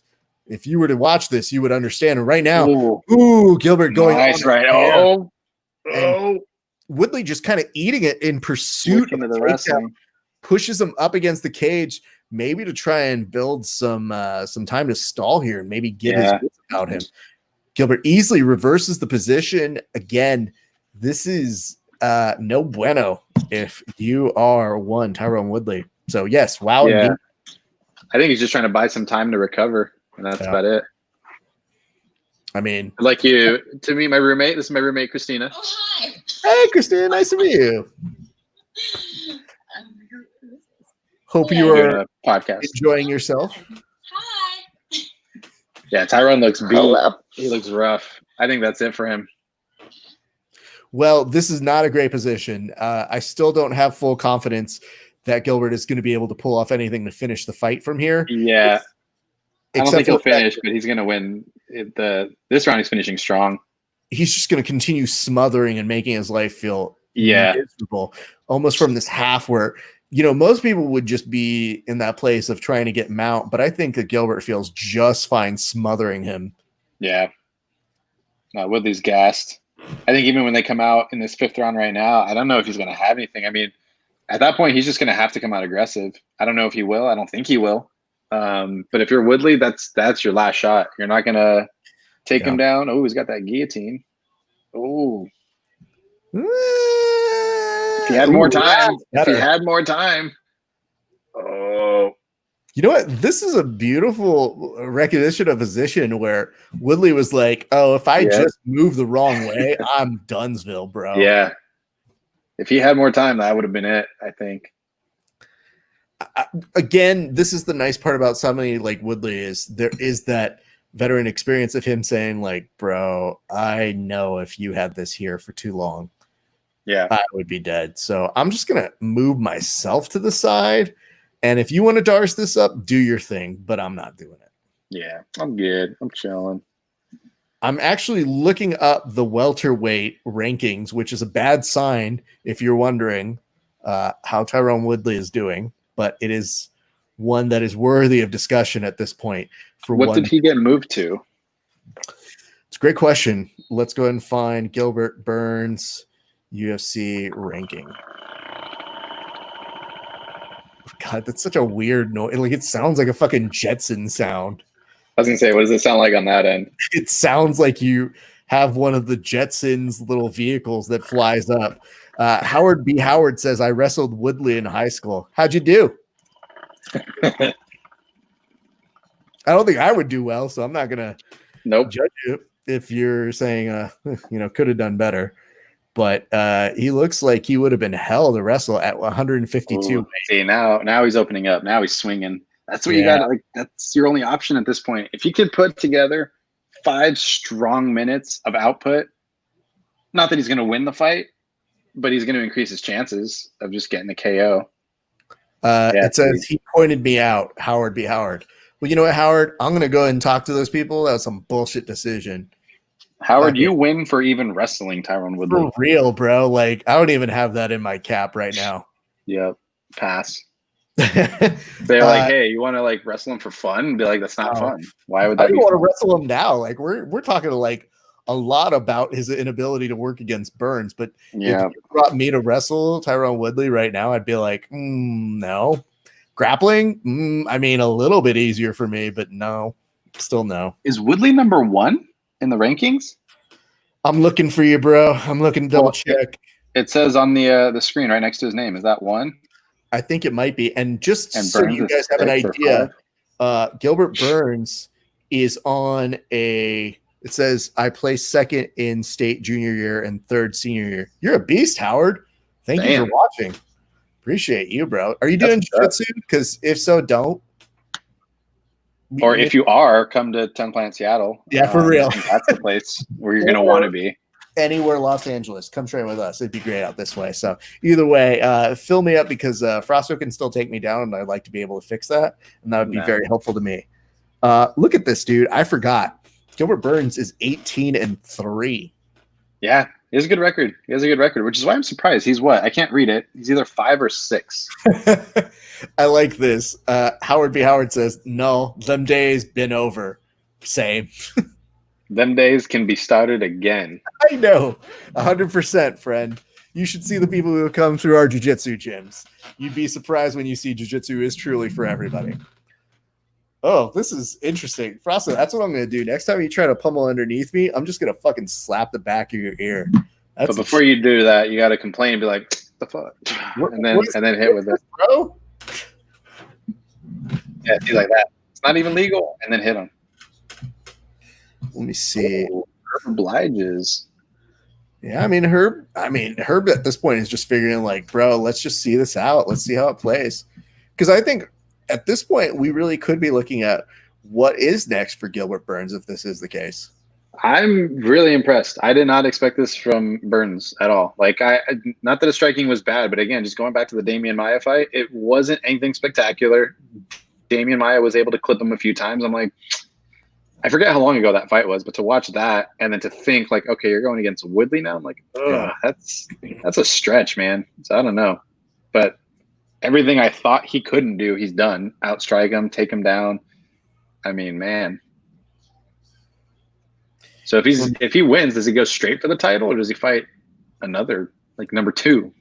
That's a great question. So welterweight, it's Woodley at 1, Covington at 2. So I don't think he necessarily is going to fight for the title, but it depends on what Woodley's doing. Woodley's trying to make himself relevant. I'm sorry, Covington is trying to make himself relevant by trying to get a fight with Jorge Masvidal for a money fight, trying to argue that he should be in there. Leon Edwards, I'd be interested to see that fight. Even Jorge Masvidal and Gilbert Burns, I feel like Jorge would kind of siphon him. What's Leon ranked? Leon is ranked right now number 4. Okay. Like, this definitely brings Gilbert maybe top 3. I don't know what they do with Leon Edwards, but I don't see I see Colby jumping up a spot, which is problematic for Masvidal and Usman. But I think that Covington is there because of Usman's and his match back from the fall, which was pretty spectacular. So I don't know. There's a lot of different avenues to take that division right now. Yeah, I feel like it's just as weird as everything is right now because there's like all these mismatches. I don't know if you've kept up with each individual fighter within the welterweight division, but they've been saying that Jorge was going to fight Usman for the title. Usman complained that it wasn't enough money and that Jorge didn't sign. Now there's that back and forth. So then it comes into the mix and it's like, dude, no one actually knows anything about any situation within that division. It's weird. Well, Gilbert Burns screams at us with one eye that looks a little wonky at this point. I noticed that. Yeah, it's weird. That's that crazy eye that you see from a psychotic killer. It's like the Shaka with your eyes. You know? Woodley is 100% aware of the situation that's happened. But yes, you're going to see Colby move up, Jorge move up, and then it's a weird nebulous between how do you gauge Leon and Stephen Thompson, who is at number 5. But I'm fairly certain you see Gilbert Burns at least top 5 now. How much you want to bet Woodley goes all in on rapping? Just doubles down and says, fuck it. You know, fighting's not for me. I'm going to go to Shady Records and we're going to drop this mixtape. Yeah, if he goes to Shady Records, then we're talking. But right now, then I'm not against it. Then I'm like, all right. I'm not feeling. Although I will say there have been worse raps that I've heard. That's true. Because there was definitely a moment that a lot of people forget in mythologizing one Kobe Bryant that I was like, do you guys forget his hit single with one Tyra Banks in which he raps because it exists and she sings the hook. Oh, yeah. Everybody forgot that one. But yeah. You know who didn't forget? Pepperidge Farms didn't forget. Tyron Woodley, 29-76. Gilbert Burns on significant strikes, 2 takedowns, and then 4 minutes and 57 seconds for Gilbert Burns on ground control time. So this is the formality that we're about to see right now. You can almost guarantee that when they interview Burns, he is going to make the play straight up to the top if he is smart in his post presser. So if Woodley doesn't double down on rap, what does he do? Where does he go? That's tough, dude. I don't know how much more fight he's got unless it's some good super fights. And I don't know that I've got a super fight offhand that I can think of. Just because super fights normally mean you've got some sort of weird beef that you can fluctuate between the weight classes, but there's not anything that really makes me super excited. And you already see Gilbert Burns already starting to make the motion for a championship belt. And to his credit, he's looking for the interviewee or the interviewer. And at this point now, it's kind of like, bro, you got to go to the headset. Man, that's going to be weird. Yeah, I don't know what Tyron does from here. It's entirely possible. I don't know. You know what is an interesting play for him? I don't know where he is on his contract, but if he doesn't like this, I would take myself to Bellator, make some more money. True. Yeah. I would go there and see what you could do with the welterweight division there. Yeah. I mean, on this side, I don't see anyone that he could fight that he hasn't already fought. He's, you know, and especially if I still can't read if Burns was 5 or 6, but that moves you pretty heavily down the rankings. And, you know, like they've talked about, if he's already 38 and kind of trying to make his last shot at the title, at this point, you're fighting just to fight. And I don't think he wants to do that. Kevin R. could be Kevin Ross. Woodley's game hasn't changed and everyone else's skills have caught up. Woodley, a counter puncher who isn't countering. Well, he also old who isn't younging. So it's a different game, dude. I mean, I feel like he's somebody who still has some fight left in him, but against a young buck like Gilbert Burns, who clearly wants in that conversation. And like I said, is definitely top 5 here tonight. I don't know, man. I think there are interesting matchups for Woodley.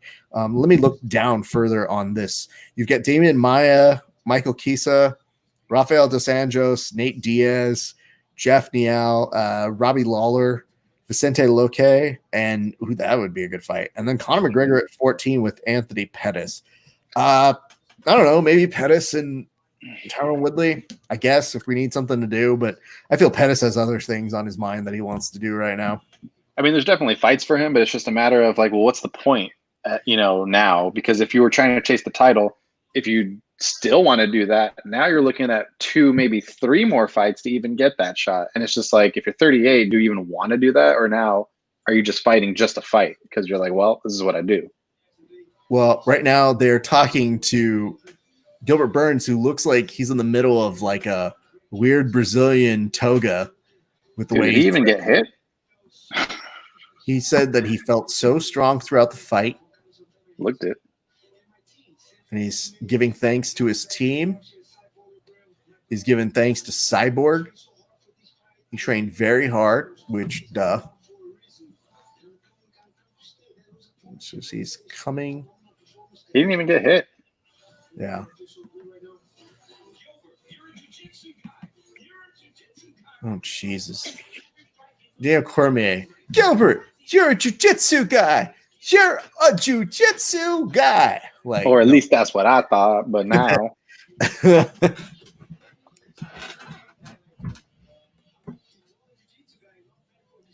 They're also weirdly playing like a lot of music. Like they have a DJ playing a whole ton of music in the background where I'm like, for who? I don't know why they don't just have the DJ have like a soundtrack of just audience cheering. Like, why would you not just do that? You know what I mean? Why don't you replicate it? Like, if you could go back and record fights of people chanting like Burns or Woodley or whoever, and then just play that in the background, that'd be sick. But for real, I don't know if you've seen what the NFL is going to do, but apparently the NFL is going to CGI audience members and crowd sounds. Hell no. I mean, why? It's not for us. It's for the players. I couldn't even begin to tell you, especially if you're a player and you see like a playback up on the screen, you go, this is fucking weird. I feel like I'm in Madden. That's why I was laughing at Tim Elliott's fight where he's like, it's too fucking quiet in here, man. I know. I'm like, I can imagine. That's weird. So right now, the longest active win streaks, Gilbert Burns is tied with Jeff Nial. Dan Kamaro's 11? Okay. And he's making the note that he should be the number one contender. However, like I said, Leon Edwards is still in that conversation. So it's got to be a very difficult place. Do you put him versus Leon Edwards right now, or do you have somebody else in mind? Where do you want to go with him based off the names I said, Frosto? I mean, it all depends on who Kamaru is going to fight, because if they haven't picked anyone for him yet, then that should be number one. That should be number one. Figure out who he's going to fight. Because if they wanted to put Masvidal in there and now they're not convinced of that and they want to put Kobe in there with Masvidal, well then okay, now does that mean Leon automatically moves up, or does, I don't know why Thompson would be in there, but I guess you could throw him in there. It's weird. I mean, he's doing the smart thing of at least saying like, hey man, I should be number one contender right now, which even if you're not, say it. Like, that's fine. I can't argue it. You just beat number one. That's fair. And plus, at this point, you got to be like, yo, do you really like Colby? No. Yeah. I love you guys, is what he's saying. Fist to you guys. Shaka and the things. Now I'm going to punch here. Jesus, number one. This is very difficult. I find it always very difficult to understand. Like, are you punching me or punching Jesus? Because you do this and then this. And it's very, very difficult to understand which one's going which.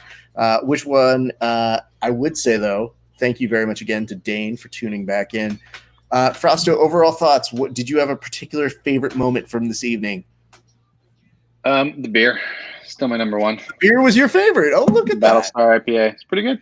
You know what we didn't do? We didn't actually cheers each other. So I would say, cheers to you, sir. It's very nice to see you. Bink. It's empty, but, that's okay. I mean, here's the good news. The worst part is when you know that there could potentially be a finish in a fight, you have to leave a little bit in the chamber. So you have to be like, oh, shit. So the whole time I was like, I want to finish this goddamn beer. But I also said, if I can't cheers this, then I'm gonna look really dumb when I'm using an empty glass. Dane Donovan says, I'd like to see Woodley get into movies and pursue other things he likes. Not sure if his heart is in fighting. He made good money for his family.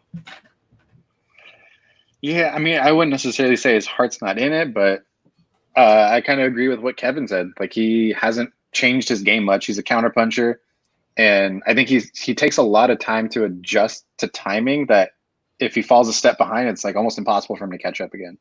And I think, especially just for this fight in particular, I think Gilbert just fought a perfect fight, man. He looked good. Takedowns, striking, timing, power, like just fucking on point. The other thing you consider is, what else does he have to do? Like, it's one thing to want to continue fighting, but usually that motivation of, I want to do this, or I want to fight this guy. From his fight here tonight for Woodley, I'm kind of like, I don't know that you want to take these kind of fights anymore, man. Like, just speaking bluntly, like, why do you want to still be in there when you've already been champion? And clearly they have an idea of how you fight, dude. I mean, I could be reaching. I think it was more of like, when he was champ, he still got flack. Like, even for, defending it as many times as he did, nobody ever really liked him throughout that duration. So it's like, oh, yeah. I could see that kind of weighing on you a little bit, where you're like, even as I was the champ, people are still doubting or at least hoping that I'm going to lose. And you're like, fuck me, I got to show these fools again. Like, all right, I'm going to do it. And then it doesn't happen. Now you're like, well, I tried. Don't forget, there was that moment when he was saying, he's like, me versus GSP is the money fight. And I was like, bro, no. Like, no. If they ever did GSP versus Khabib, the world would just implode, and like, I could just stop watching all UFCs. Like, that would be it for me. I'm like, okay, cool, we're good. But the hard part for me with him and Khabib is, it's not what you think it's going to be. Like, I would like to see 2009 GSP versus Khabib now, and that doesn't exist. I genuinely think GSP's better now. Like, even in his fight with Bisping going up weight class, dude, he looked way better. Like, he still generally had the same game, but I think especially now, having the time off to, like, one, recuperate, two, spend more time with Danaher and get his actual jiu-jitsu up versus just his wrestling and grappling. Like, his finish is now, I think, are way better. I wouldn't mind seeing that. I mean, the issue that I have on my side is, yeah, but Khabib is still not even hit his peak. just in Not terms even of 30. no. And Or maybe he just turned. I don't know. But that is a crazy. factor. Watching him versus Bisping is a little bit different in the sense that, yeah, Bisping's a little bit closer in age. So that does make a little bit more sense. You're talking a person in their prime, significantly younger, who, for all intents and purposes, still has a lot of holes that haven't really been exposed. Like him getting some striking exchanges with Michael Johnson is like, oh, okay, well, cool. Just box like him and see what happens. And I'm like, nah, it's not even the same thing anymore. I still feel like Khabib has sealed up a lot of issues that would give people an in to potentially beat him. So I'm not sure I see it with GSP. But like I said, GSP, if you get him from the Avengers machine and you pull him back in from 2009, bring him out and bring that guy and bring Khabib now and let's see it. But Khabib right now looks pretty good. And like I said, Justin Gaethje, super excited about that. That sounds like fun. And the advantage obviously is Khabib. So there we go. Oh man, they're playing that late hit, or not even late hit, but that after hit from Billy to Spike. I think the hardest thing to always watch in these recaps or these like replays is when you see a fighter get to the decision part and they have to believe in their soul that they won, and then just seeing the disappointment. So every time they're playing this footage of Spike, I'm always like, oh no. Well, I mean, right now I'm just excited for the cards that are coming up. I don't know if this was something they already had planned regardless, or if this is just because of like everything happening. They're like, let's just throw together some good fights. Dude, this next card, Eddie Wineland and Sean O'Malley, like, I'm giving it to O'Malley just because Eddie Wineland's been around forever. Yeah. And I think kind of on the same boat, hasn't really changed his style and, still just down to scrap. Neil Magny, Anthony Martin, I don't know who that is. But Neil Magny, I always love watching. Aljamain and Corey Sandhagen. Hold on. I'm going to stop you on Neil Magny. Do you remember his last performance a few weeks ago? I do not actually. Okay. Neil Magny's last performance was against Li Jingling. And that's right. That was at UFC 248. He looked so good.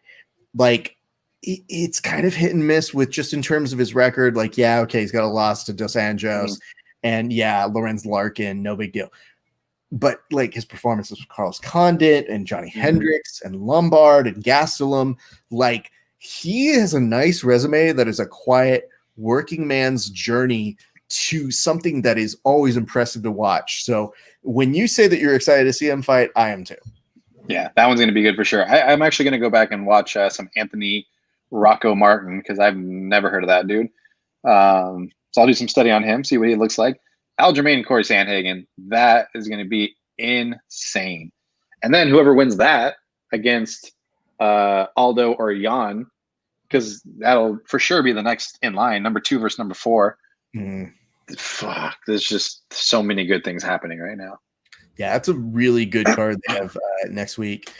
We've been talking about that. However, oh no, what was it? Yeah, I can't remember. Okay, so they were able to bring back on the Cody and Sunakau match that allegedly on the 12th you had Cody Garbrandt who pulled out due to kidney issues. And to me, I'm like, that's not something you just kind of like feel like, oh, I'm better, dog. Like, no problem. 2 months, I'm good.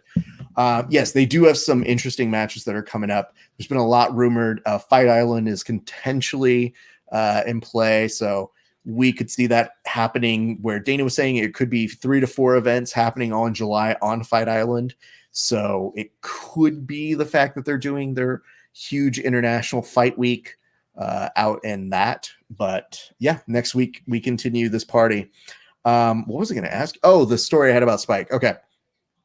I forgot to tell you the story about Spike. So Spike lost a fight over at one of the events that we were covering, right?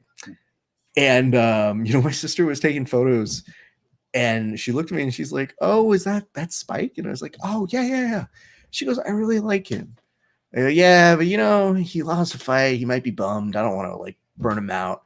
And we happened to both be, just eating in and out. And right as we were leaving, I just wanted to go up to him. I was like, hey, man, I know didn't go your way. I think you lost a decision of some sort. I was like, but you fought like super well, man. We were really big fans. I just wanted to let you know you were cool. And as we were leaving, he was just like, hey, dude, like, thanks. Like, thanks, man. That was really nice of you. And I was like, not really, man. You fought. I didn't do shit. Bye, everybody.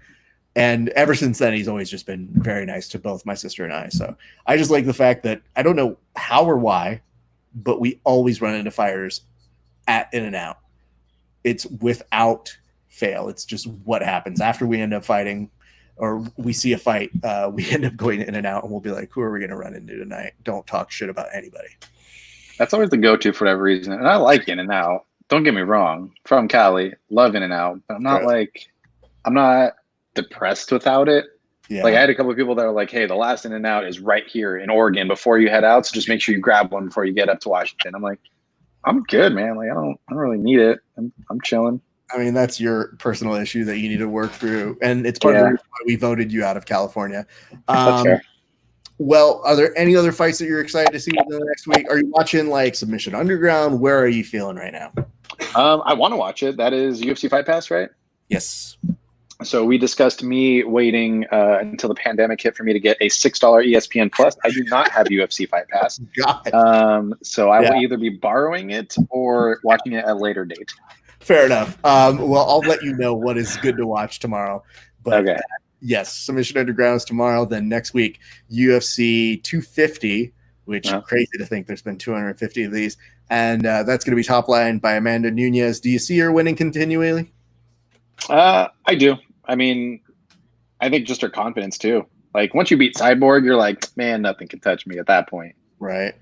So yeah, I think it should be good. And to be fair, her opponent has fought Cyborg before. So Alicia Spencer has lost to Cyborg, and then already having, like, again, MMA math is never a perfect science, but at the same point, if you're Amanda Nunes, you're probably like, so I'm going to like go fight this week, and then we're going to go on vacation because I already won. So you never know. You never know. It's going to be interesting. I'm excited though.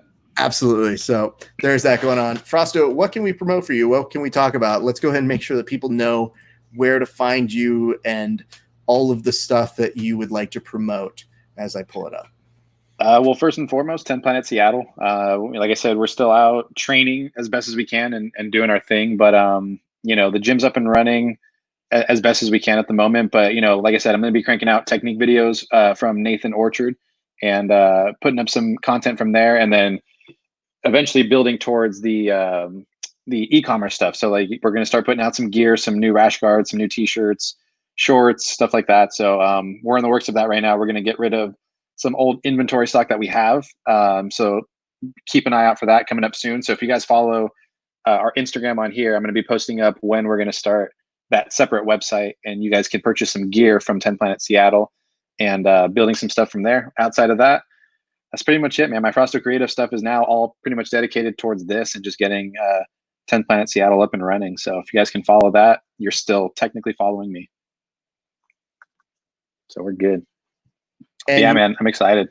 Would be dumb not to follow this because, like, so many of the things that you're always working on are always interesting to see. Like, you're covering just about everything. Photos range from everyday kind of life slices to, I mean, like, I love this photo.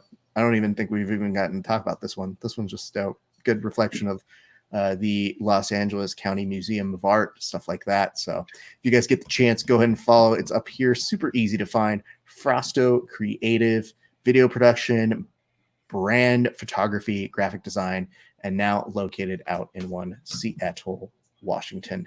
Well, let's do this, sir. I'm going to say thank you very much. I'm going to close it out in a second, but stick around when I do. I'll talk to you off air. But in the meantime, I'm going to go ahead and say cheers to you. Thank you so much for joining, man.